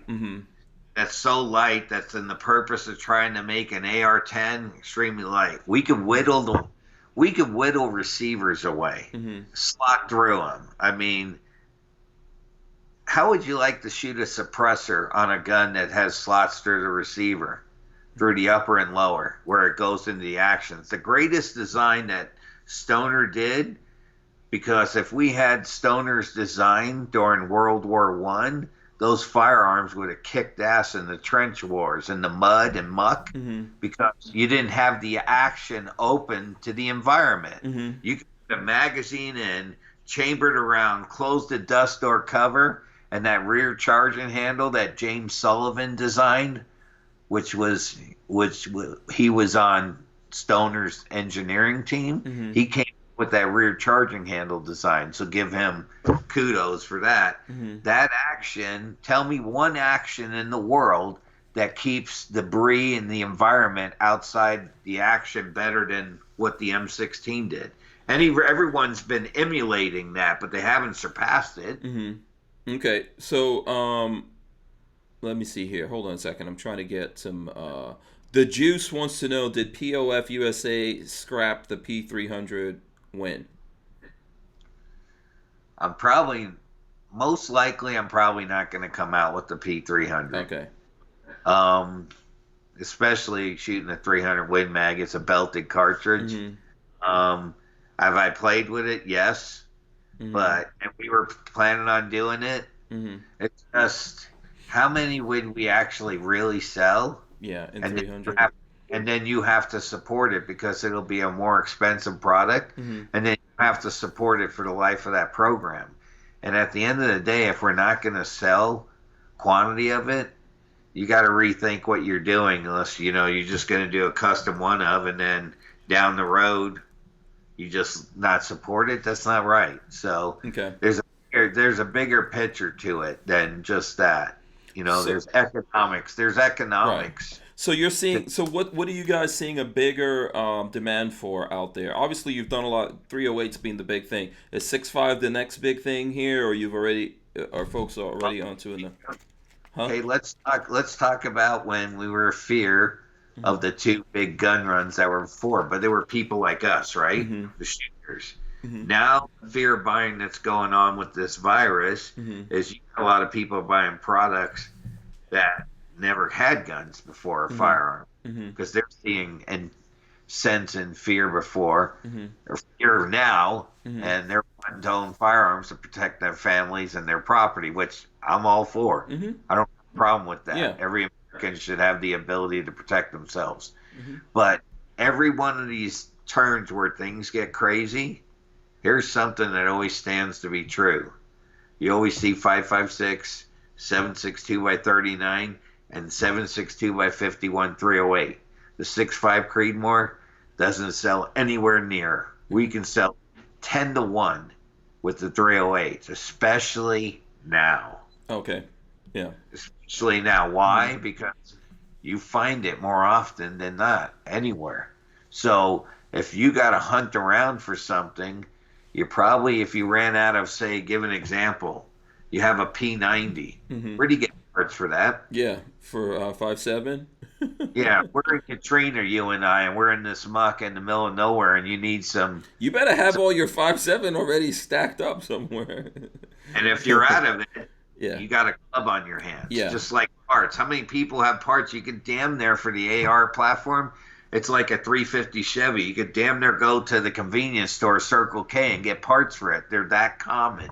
Okay. So in these times, you see the more commonality of things, just like 9mm, right, or 45s. The same thing goes on there when you talk those type of calibers. So we see the 308 always being viable, and still is today, even though you have the nice 6.5 Creedmoor or the really nice 6mm Creedmoor that's coming on. But those things are being diminished right now because of the big push to buy something. Okay, so 6.5 is still boutique. 6.5 is still boutique in your opinion? No, I wouldn't say that. I think it's taken on a lot more in the hunting world. Okay. When you're buying a defensive gun, I don't see many people that are looking at it. Yeah. And really think about what I said earlier. We live, most of us, in urban environments. You're going to get a 500-600 yard shot in an urban environment. Yeah. Now let's talk about a mile shooting. Where the hell are you shooting out to a mile? You know, everyone wants to be that classic sniper. No, if you're at a mile, you could run. And I made a hit on a plate. Well, that's not hunting when you make a hit at 836 yards on the ass end of an elk, and now it's running off wounded, is it? That's not ethical shooting, but I made a hit. Different types of, understood. Yeah. Right? Yeah, no, that makes sense. Let me get to some other stuff here. DCG 44s wants to know, will the release of the new 22 LR be delayed by this virus crap? No, we've been shipping the Rebel. The first store that has it is Sportsman's Warehouse. So if you want one, find the Rebel at the Sportsman's Warehouse. Really fun gun. Oh, okay. I'm going to have to look. What are you guys selling that for? Can you say? $649's the MSRP. They may be selling it for less, but that's the MSRP. Oh, interesting. So nice. basically, if you can afford a Glock pistol, you can afford one of those. I like a nice I like a 22 LR AR. I think It's so you know what, the way we designed it, it's not an 1022 Ruger. It's not an AR-15. It's our own design, little compact, and then we called it a pistol. We did a plastic lower. It has a monolithic type of upper, one-piece design, and it's pretty heavy duty, and it's but $649 MSRP. It will sell. It may sell in some stores for around $599. Yeah, you have. It looks like I'm looking at your website. It looks like you have pistol versions of it, right? Yes, and that's how we're selling it, with an 8-inch barrel. Oh, okay. And then what magazine is it using? Oh, it uses the most famous magazine for 22s, the 1022 style magazine. Oh, okay, it does. Okay. Send it a 10 rounder because that covers all the states. Okay. Can you put stick mags or drum mags in it? Of course. Right. If magazines are worth the beans, but of course you. Okay, I'm showing that right now on the screen. That's cool. That's cool. So it uses Yeah. So that's a really good product. Plus, it helps POF. A lot of people have misconceptions that we're an extremely expensive company in our product lines, and I'm not saying that we don't have products that go into the $2,600. That's good money there, but we have something that's an opener, $649. No, that's in the category of what I see for aluminum ARs. I mean, if you're gonna get like a plastic one, you might get a Smith & Wesson M&P 22 or something like that, cheaper. But I like the aluminum ones because I think you get like a better weight out of it.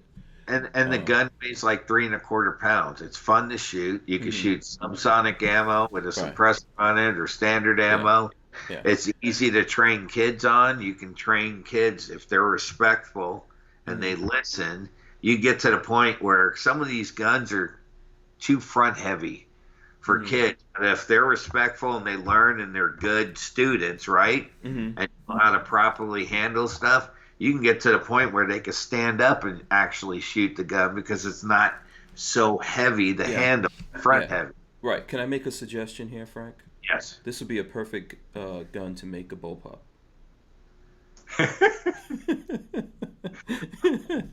I couldn't resist it. Whatever. In that regard, I'll say, yeah, there's not much there to blow. Okay, I'm just teasing when you. When it comes to rifle cartridge, it's a whole world of difference, buddy. Yeah. Right. Okay, yeah, make the 22 bullpup version of this, Frank. I'm all in. All in. Okay, Dillspec816 says, will we ever get to see the POF subgun come back? He also says, got to say hi to Frank at SHOT Show. He's the man. Great show tonight. Thank you. So about the subgun, so you probably met Dylan at SHOT Show. He was definitely talking about you. He's a young guy from Kentucky.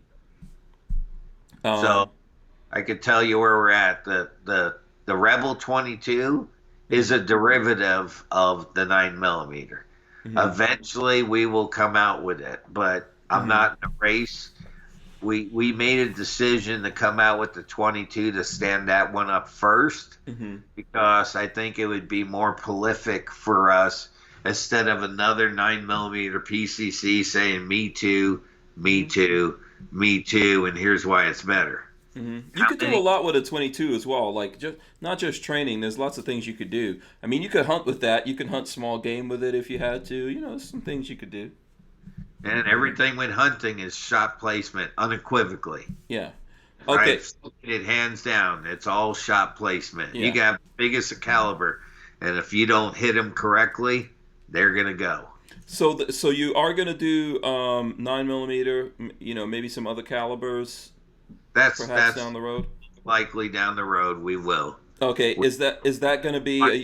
That because the 9mm is so prolific. Right. You know. So with that, are you going to go just like how you went with a Ruger magazine? Are you going to go with a Glock magazine for that, or you're going to go proprietary? Don't go proprietary, man. Get use a magazine everyone else can get their hands on. You're correct. You're correct. Okay. But for me, I guess I'm not buying my product, but for me personally, I'm a car kind of buff guy, right? It's looks and functionality. Right. Ergonomics and the look of a AR with a Glock mag in it just looks like ass to me. Okay, you don't like the look. They function, but it's a different angle feeding. You're feeding upward and forward. It's not like your pistol. It wasn't meant for that. Does it work? Unequivocally. Those magazines function very good, and they work. You have new things you have to do to function it. Have we done it? Of course. But when it comes to this idiot, I just don't want to friggin' vomit me too all the time. Okay. So what magazine that exists already out there do you like? What magazines do you like? Do you like a Scorpion mag? You know what? That's one that looks good. An MPX mag is another nice one. Okay. If you come out with a Colt, hello 1970. I know, that's what I was going to say. Don't say Colt. I mean, it's kind of old school. It's kind of old school, man. It is. I mean, it would be like the MP. And people have done it. People have done it already, too. Yeah, an MP5 magazine, well, it doesn't have last round hole open. Well, you could do something like the Glock mags, and it's like, Yeah, you got to go down. Look, I think, okay, so the Scorpion... too. At the end of the day, we have a product here. I need to fluidly be able to manipulate the gun quick and fast and handle it. And if I keep a lot of the ergonomics the same, I have a better opportunity of running it efficiently. Don't get me wrong. There's people that run the PCCs with the Glock mags really fast, but they're counterintuitive than your M16 mag. You're doing stuff differently. It's like having an AK and rocking the mag in compared to shoving it in the hole, right? There are two different disciplines there. So what do you want to do? When it comes to memory skill, you and I can sit at a bench and talk like we are right now, never look in our mag, have it in front of us, have a box of ammo to the left side or right side, grab it and start loading mags, and know if we go to the left or you're right, Mm-hmm. and the range is clear down there, we could literally shoot the gun as we're looking at each other and unload it, know it's safe, and redo the Yeah. whole thing over. Mm-hmm. Mm-hmm. Because it's all memory skill. Mm-hmm. So it's good to have memory skill because it's instinctive. Mm-hmm. And if you can retain that instinctiveness, you have something that's more efficient at all times. Yeah. Okay. To me, I'm just talking from an engineering side. No, that makes sense. I could see where you're like not just a guy that builds guns and understands the engineering or design side of it. You're a guy who understands the aesthetics and the shooting side of it as well, right? You're like a fan of guns, so. Yeah, you watch people how they shoot. I like a lot of times just watching people how they manipulate and shoot instead of me shooting. Here, shoot my guns. I don't care. I just want to see how you shoot and handle it, how you handle it, how it recoils, how you manipulate it, because those things are important, because that's when the piece of metal that I cut turns to life. Because now it's in the hand of an operator, and what can they do and what can they achieve with it? If they're extremely efficient, at what plateau can they take this product to? To me, my turn on has never been this. It has never been our spreadsheet and dollars on it. My turn on has always been watching a concept come to life and seeing it, from a concept being drawn, thinking about it, to actually drawing it, to machining the prototype parts, watching it all come together, and then watching through failures, succeeding, and going through the whole gamut from a concept to failures, weak links with it, and figuring it out to where now this is a viable product and it kicks ass. And I want a product that I know that kicks ass, that it's tough, durable, and it's always in the fight. It never quits. As saying that, I'm a human being like everyone else. And like when I said I wouldn't do a bullpup design because catastrophic failure can and will happen at times, right? So, but everything you do to a component, if you go through every single part, the sum of everything in a mechanical design is the sum of each and every component. The weakest link is how strong that product is. So if I can enhance a product 5%, 10, 3%, 33, 87, the sum of it all together is a lot better, isn't it? Okay. As long as I didn't make it too tight where it didn't function, right? So, I mean, those are, because that's reality. Hey, I can make the tightest fitting thing. This thing can shoot 3 or 5 shot groups like hell, but I can't run a 30 round magazine because it can't run it. It's blowing primers, it's piercing primers, it's doing a bunch of or it can't run every kind of ammo or something like that. So balancing act. Yeah, absolutely. Len Holt says bolt rifle ? So I see there's other companies out there building bolt rifles. Are you guys looking to get into that game, or is that #MeToo for you also? No. If we do, which we will, it'll be our own twist.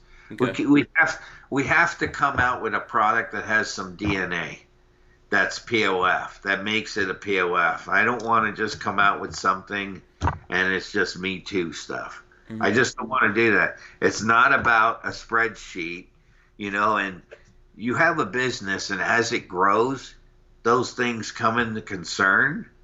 But I still believe, and have been shown through freedom and our individual right of choice, when I stay focused and we stay focused on trying to do the very best and finding unique ways to improve our engineered designs and make them better. And let me tell you, engineered designs, because we literally do. We have just almost 3,000 prints in our inventory. How many factories that you talk about their prints? What do you, when you say print, what's the definition of that? What it takes to make one part. I have prints for every single part, and I'm not talking mil spec. I have those too. POF, Patriot Ordnance Factory, has a print for every single part: pin, screw, spring, barrel, everything that makes a widget. So we're literally an engineering firm that happens to make our own product. You know, we do a lot of engineering, a lot of testing, and a lot of testing of stuff that will never see the street. Okay. You know? So, and you're making everything, or some of those things are made outside? Okay, well, there's another great point. Okay. So when I was in aerospace, and I'm going to get to exactly what you said. When you're building stuff for Boeing or Airbus, you have vendor codes and you have date codes. So when you get on an aircraft, every single part on that aircraft has a date code when it was made, and in that date code it has a vendor code. Mm-hmm. Well, let me tell you what POF does, which the industry doesn't do, because I surpass anything that's mil spec, because we adhere to our policies and procedures. So every single part, most of them have date codes. So our gas block has a date code. Some of our muzzle devices have a date code. Some of our barrels have two, when it's rifled, and then when we turn it into a barrel. Everybody's going to be looking at their guns right now, see how many codes Our on it. heat barrel nut has a date code. Okay. Our rail system has a date code. Our upper receiver has a date code. Our lower, obviously, I use the first couple of digits. I know the year. We can go in the book to find out, right? Not the book, but our software. Find out what date it was actually made. Our bolt carrier has a date code. Our ambidextrous charging handle, not the mil spec, but the ambidextrous that we make, have date codes. We make all our own 308 bolts and extractors. I buy the 223 versions because I go to someone who's been doing mil spec a long time, and I can't get them to change their process. But when you look at the Revolution or the Rogue or our P308, not only is our bolt carrier have a date code on it, our bolt, where the extractor is, has a date code in it. Our extractor has a date code on it. Our buffer tube has a date code on it.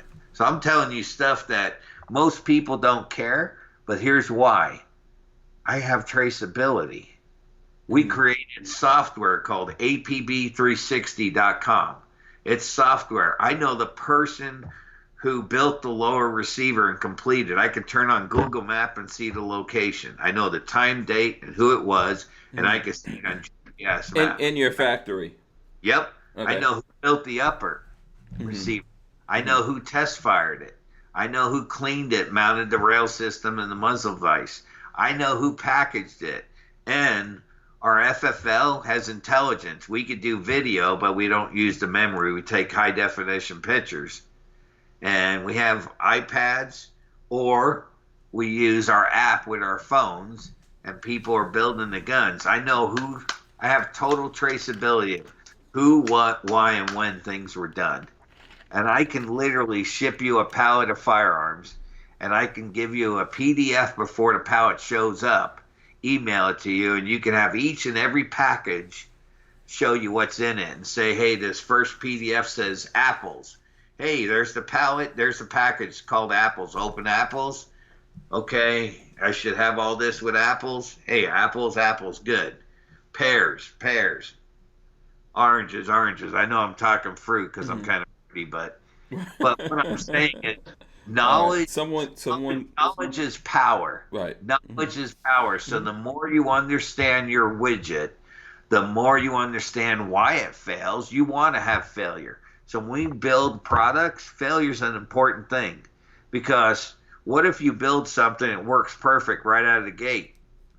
Well, what makes it not work? Do you know that? You should know that. Yeah. You should. You should know why it doesn't work and what makes it break. You should understand those things and go across the board with it. Yeah. That's the goal with every product, is to know what makes it work and why it doesn't. Right, absolutely. Okay, let's go to the next one. Oz the Greater says, hey Frank, how do you feel about the POF Revolution DI being in a sci-fi adventure novel?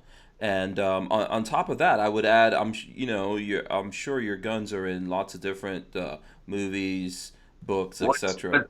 What sci-fi novel is it in? I'm guessing this guy Oz the Greater is writing a novel, so that's. Well, thank you. Yeah. Yeah. Thank you, because it'd be a great survival gun. Because what I was going to bring up earlier was the revolution opened a doorway that never existed. Mm-hmm. And I'm not trying to, Hank, I'm not trying to sound arrogant. I'm talking from confidence, from the standpoint of engineering. Mm-hmm. I've been testing and shooting that gun since 2014. Mm-hmm. In range, you know the guys at In Range TV? Yeah. Carl did Gun a Jesus. Yeah. Yeah. Carl did a test just on the gun. First, he ran it in a 3-gun, and he did a cool video competing against 5.56 guns to see how it would work. Pretty good video. But his intriguing video was he had an SP1 Colt, and he had the Revolution DI next to it. He shot the Revolution DI. He shot the SP1 Colt. He took the bolt carriers out of both, took the 308 bolt and firing pin out of our carrier, put the SP1 Colt's bolt and firing pin in our carrier, threw it into the SP1, and shot the gun, and then reversed it back. So what I'm saying, we have so many parts because we engineered an M16 to shoot 7.62 by 51 308. That's never been done before, and that is why the platform is so much lighter. Keith Garcia did a mag change in 0.9 seconds. Shot, dropped the mag, threw another one, and shot in 0.9 seconds. Extremely fast. Wow. Okay. Handling and manipulating. He does a lot of stuff. He's a 5-time national champion in 3-gun. He's 50 years old now. But he does pack timing on everything. He's got drills that he knows with his 223 5.56 carbines. He has to achieve X amount of time to stay at the top of his games. He's achieving that with the 16.5-inch Revolution DI. He's doing the same times and speeds with it and has done several videos of that. So what I'm saying is there's been 2 paths and 2 doorways. You always had the battle rifle. It was heavy and bulky, but boy, it had horsepower. And the snipers, even in law enforcement or military, do you ever hear snipers double tap their targets? No. No. One shot, one kill. One and done. Yeah. And then we have the lightweight carbine that has excelled past what the MP5 as a subgun did for law enforcement and even the military. It had more horsepower, but it was good in closer elements and, urban per se, right? It's not a mountaintop, the mountain type of cartridge or gun, but it still had limitations too, because it's not this big caliber. But everyone keeps that platform alive because it's so light and it's so quick and fast and easy to manipulate, and it's accurate, right? So the 2 doorways were there. All we did is no different than working on a truck or a Jeep or a bike, we're going to the races, right? Or a muscle car. We had the smallest, lightest chassis, and we shoved the biggest ass motor and tires that we can get traction to kick everybody's ass. Shelby plan. Yeah. The Shelby plan. We did that. So we opened the 3rd doorway that never existed. And the Revolution did that first with the piston, and then we did the DI. In 3 years, 2017, 18, 19, we got awarded Rifle of the Year twice from the Industry Choice Awards and once from the Golden Bullseye from the NRA. I never thought that would happen because there's so much politics with the NRA, and especially how much money you advertise, right? Right, absolutely. We were blessed, so I don't know if I'll ever see that again. But in doing so, the Revolution was such a good thing for us. But the limitation from hearing from the public, hey man, it's a nice gun, but it's expensive. So IE comes out 2020, the Rogue, floor receivers, right? And we went back to the basics, not all this ambidextrous. There's an ambidextrous selector.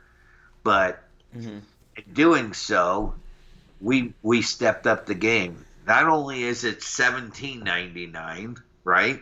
You may have a SIG for $14.29. That's a DI version of the 7.16, but it's 8.5 pounds. You got Springfield Armory, the same type of thing, or an 8-pound gun like the Scar. Scar's 8 pounds, but they're what, $3,000? Mm-hmm. Yeah. Our Rogue, we stepped the game up again. We went to forged upper and lower. We went to the basic control. It has a 4.5 pound trigger, drop-in trigger, quick, fast reset, ambidextrous safety selector, standard charging handle, heatsink barrel nut with the Renegade rail. It has 4 quick release points on it, M-Lock 3, 6, and 9. But the 16.5-inch carbine using a stainless steel barrel, 1-in-8 twist, 5R 1-in-8 twist at $17.99 weighs 5.9 pounds. Okay, cool. 762 by 51, 308. Tell me one platform in the world that has achieved that. It doesn't exist. And then that has a drop-in trigger and everything. I'm looking at it. I'm looking at your website. It's got a drop-in trigger, a low-profile gas block, has our M-Lock rail, the Renegade rail, with the heat sink barrel nut. It has E-squared chamber where we have 4 channels in the neck, so we use the gas to push and pull. Kind of, but not like, but kind of like if you want to talk the fluting in the HK design. But we just deal with 4 channels in the neck only. So it's kind of like that geometry set I talked about earlier. My 40s, I shoved a square peg finally into that round hole. And the 4 corners of the channels in the neck. So I break free the neck and the gases push on the base of the shoulder. So you have push-pull extraction. We have a roller cam pin. You have an anti-tilt buffer tube. The heat sink barrel nut. But we got a 1-in-8 twist barrel. And it weighs 5.9 pounds for $17.99 MSRP. There is nothing like that in the world except the pistol version with the 12.5-inch barrel that weighs 5.7 pounds. Nice. So when I was talking earlier to you about, we have 2 different type of areas that you deal with. You got mountaintop to mountain type where you got that big heavy gun, long barrel, huge cartridge, because you're shooting a mile, right? Urban environment, where are you shooting 600, 750 yards at? Not a lot of places. I think most of what's going to actually happen to you is less than 100 yards probably. So here, let me tell you some funny stuff. I've been using our prototype, and it was in the raw for over 2 years of me shooting it. But I did type 2 anodized red. Because it's called Rogue, right? So I did red. I've been shooting the prototype, and I've been using it personally and doing 3-gun matches, but I also use it in local PRS matches. Okay. I have a 1-to-8 Night Force, not the ATAC. I have the NX8, and it has mil reticle, right? So I use the reticle. And I've been shooting out to just over 600 yards using the reticle with 155 grain, bow tail hollow point, American Gunner by Hornady. Not only is it accurate, I'm shooting me, and I'm not that great of a shot. I personally shot like a 3/4 inch group.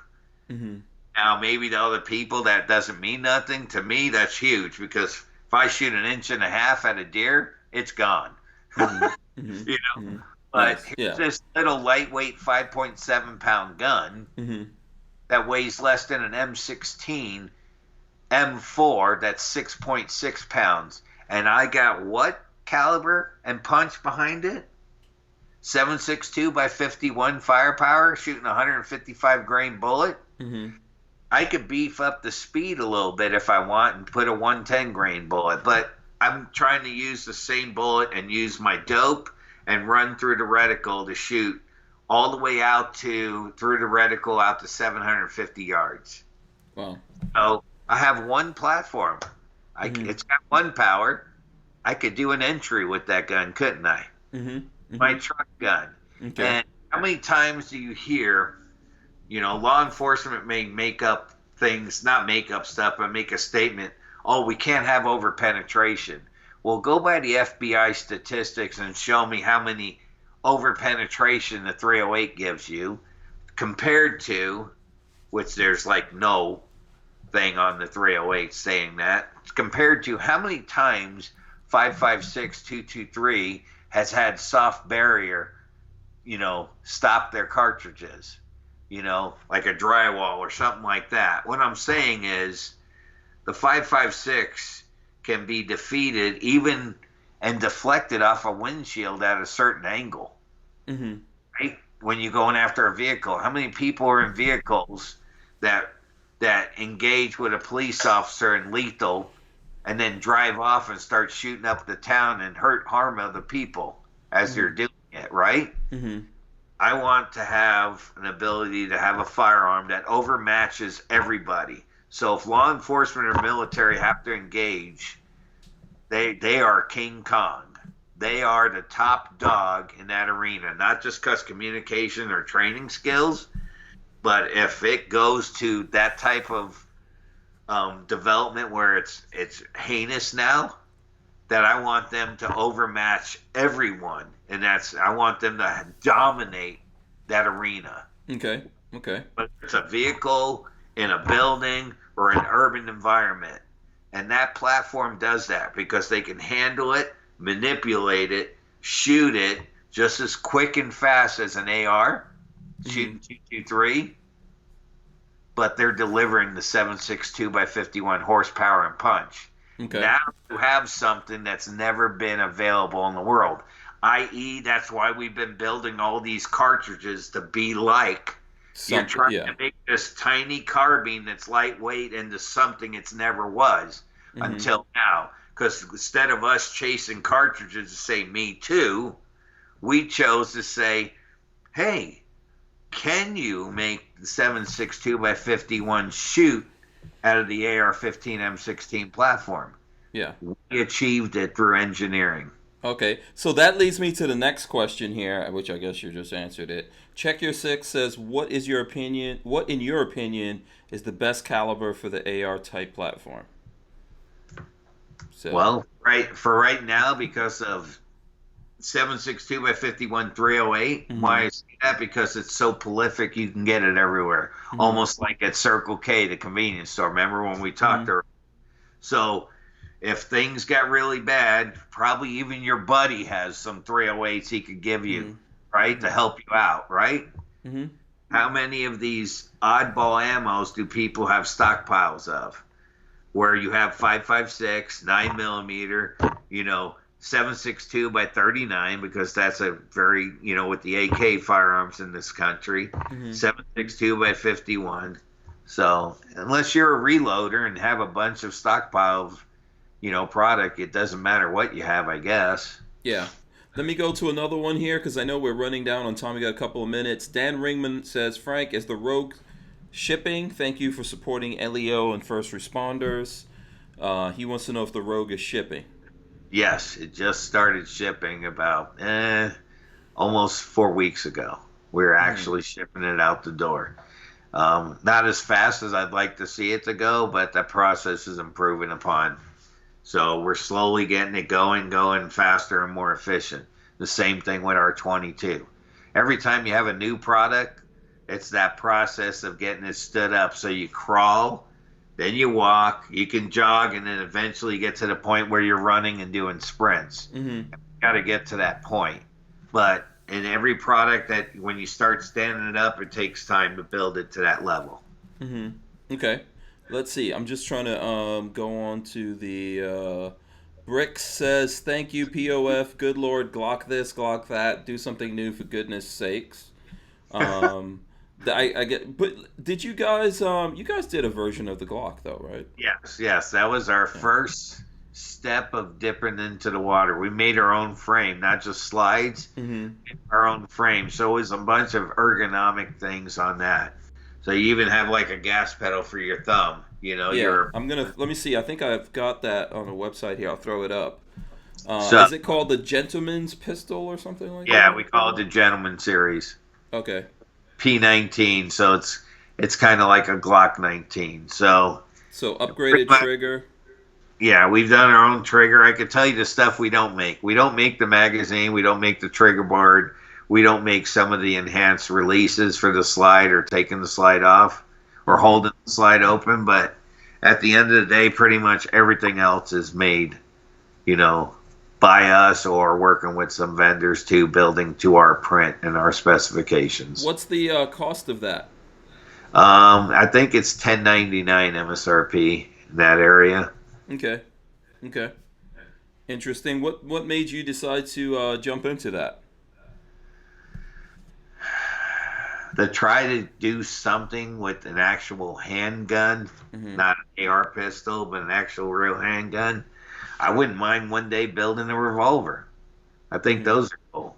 I mean, or a semi-auto 1911 or something style thing. I mean, or maybe it's a combination of certain things. You just never know. You can play. So how do you put your company, where do you put your items of what you want to try to sell? Because we could just do Me Too stuff all over and just try to grow it that way. And you can. It just takes a lot of money and time. Well, I mean, think about this, Hank. 25 grand, and we built this company. We didn't we owe nobody any money. Banks didn't start working with us till like 6 years ago. That's Everything we put back into the company because I make a good living, my wife and I, but the real wealth of the business is in the business because we keep putting it back in. It's our family's future. My wife and I won't see that. It's just hopefully our family and my sons and daughters are active. My son and my one daughter is very active here. My other daughter works somewhere else, but my son-in-law works here. That's married to my one daughter, doesn't work here. So it's very much a family-oriented thing. And I hope and pray, and I'll never see it, but I hope one day that POF becomes an important part of this nation's history, that we're able to contribute in a positive way to help our nation. Because I look at some companies, and I'll say their names. Look at Remington, 1813. They're the oldest firearms company. It's a shame what's happening, yeah. Yeah, and now they're controlled by banks and hedge funds that buy them that were more worried about the spreadsheet and how much money they could take out of it, and harm the business instead of actually growing it, Look at Smith & Wesson's. It's contribution to our nation's, help as we grew as a nation, a young nation. Look at Colt, the same thing. For me, I wish I could own the brand of Colt. I would make it kick ass. I would make it something to be proud, and it sure would. I think you should be proud of POF, man. I think you should be proud of it. I think you guys have done pretty good, And obviously we got another 100 years to jump in the time machine and come back and take a look at it. But I think you've done a good job so far, considering you've been around since the early zeros. Yeah. I think you guys have done pretty good. I mean, there's lots of kudos coming in here from folks. We're literally at 9 o'clock, so but I think there's just a lot of kudos coming. I'm going to take one more question, and then we're going to start to wrap it up. But Mr. Lovell says, I love my POF 16-inch barrels, awesome, but I want to make a DMR. Will POF ever make and sell just their 20-inch barrels? 16 inches, the only one offered at the moment. We do have a 20-inch, but it's in 6.5 Creedmoor. Okay. So we do offer that right now. We have it in the P308 and the Revolution. And that's another thing, Hank. Maybe some of your people could say what kind of calibers and lengths, because would you want an 18.5-inch DMR and 7.62 by 51, or a 20 or 24-inch barrel and 6.5 Creedmoor or 6mm Creedmoor? Those are things that I'm interested in hearing and knowing, and it doesn't have to be on this podcast. It can be a collection of over time that you can give feedback to, because absolutely, yeah, we can do. We exist is because the people that give us opportunities, and of course, I would like to build something that would aid in what they're looking for. Yeah. So yeah, maybe so I don't know, maybe we can get some people to answer the question now, leave some comments here. I'd definitely like to have you come back, man, and we can get into that and get some feedback from the folks out there. Yoel Adams says bullpup revolver. I totally agree with this. Wow, what a combination that would Yeah, I'm be. telling you, I'm in. I'm in. I'll get two. I'll get two. We'll have to throw the revolver in our armpit. I don't know exactly. Yeah, there is kind. I've seen kind of bullpup revolver type things, or something with a cylinder that's a bullpup. But yeah, listen, I think you guys are doing really great. I'm glad you came on, man. I think we definitely have to do this again. I don't know how you feel about that, but time went really fast here. In a heartbeat, and we really haven't even scratched the surface. No, none of Lola had notes over here. She was like, ask him about this. I'm like, well, next time. Anytime you want me on, Hank, Yeah, I'm on. absolutely. We'll definitely have you on here again. I know there's lots of people that didn't get their comments or questions and stuff like that in. If the folks out there do want to get in touch with you guys, like, where should they go? How can they maybe get in touch, ask some of these questions, or answer like that question that you asked about, what calibers and different barrel lengths? POF-USA.com, and you can go to technical, or you could go to sales. In fact, sales email, sales@POF-USA.com. I mean, they would love to have some feed back from the public as to some of the things they're looking for and like. And obviously, this is just one platform here. You got Facebook or Instagram or whatever. They can get on to our POF or Patriot Ordnance Factory items on Facebook or Instagram, and they can give feedback like that too. It's just, I think the platform, I believe, and I'm proud of our team. I'm proud of our company. I'm proud of our nation. I'm proud to be an American. I'm proud to build 100% American-made products, from can-do attitude of our team to never quit attitude of just keep pushing the envelope till we succeed at what we're trying to achieve. And sometimes you do got to look at where you're trying to go as a company, but I think you're going to see new products and different products, not just always AR platforms. Okay. Hank, how much further can we take the AR than what we have? And I've always said that to myself, and then all of a sudden we do something else. But a 5.7 pound 308 semi-automatic, you can make it full auto. I shoot one. So I think we're on the bleeding edge. Man. It's like what Honda said about the the 4-cylinder, Remember when what did they get the 4-cylinder to, like 240 horsepower? I know there's people that have gotten it over that with turbos, but without turbos and stuff like that. I think there's a limit, and then you have to now start thinking like what's, not to say that that's going away, but we do have to start thinking about, okay, where do we go from here and really, So I'm a competitor. We're a basketball team, right? We've leaped way ahead of our competition when it comes to that platform, unequivocally. From an engineering standpoint, what platform has that much horsepower, that light of weight, that fast, that nimble, that accurate, and all the packages for the ultimate urban platform, literally, one and done. Because a lot of training you see on flat ranges with carbine shooting 5.56 or 300 blackout or whatever, even subguns, they're doing double taps. How much quicker can we be on the target if I just do one and done and I move to the next one? How much faster I am as an operator and manipulating through those things. I'm quicker, faster, and I use less ammo, but the ammo is actually doing the job. So I think what POF needs to do is we need to look outside. You brought up something with a bolt gun. Maybe there's some other derivatives or whatever. Bullpup, you can make the better bullpup. You can do it, Frank. If anyone could do it, you could do it. I'm pretty sure. You can too. Yeah. All of us. Yeah, we all absolutely. have the opportunity, but you're good at what you do, and, Yeah. I guess I'm honored to be able to do what we do. But I can tell you one thing: we have a really good team of people here, and a lot of us are long term. Meaning, for being a young company, we retain most of our people. Hardly ever do we have people leave here because they're treated the right way, and their dreams are our dreams too, because they come in and say, hey, what if we tried this, or what if we tried that? We want dreamers. Also with dreaming, you also have to do an action to make it become a reality. Mm-hmm. You got to take steps.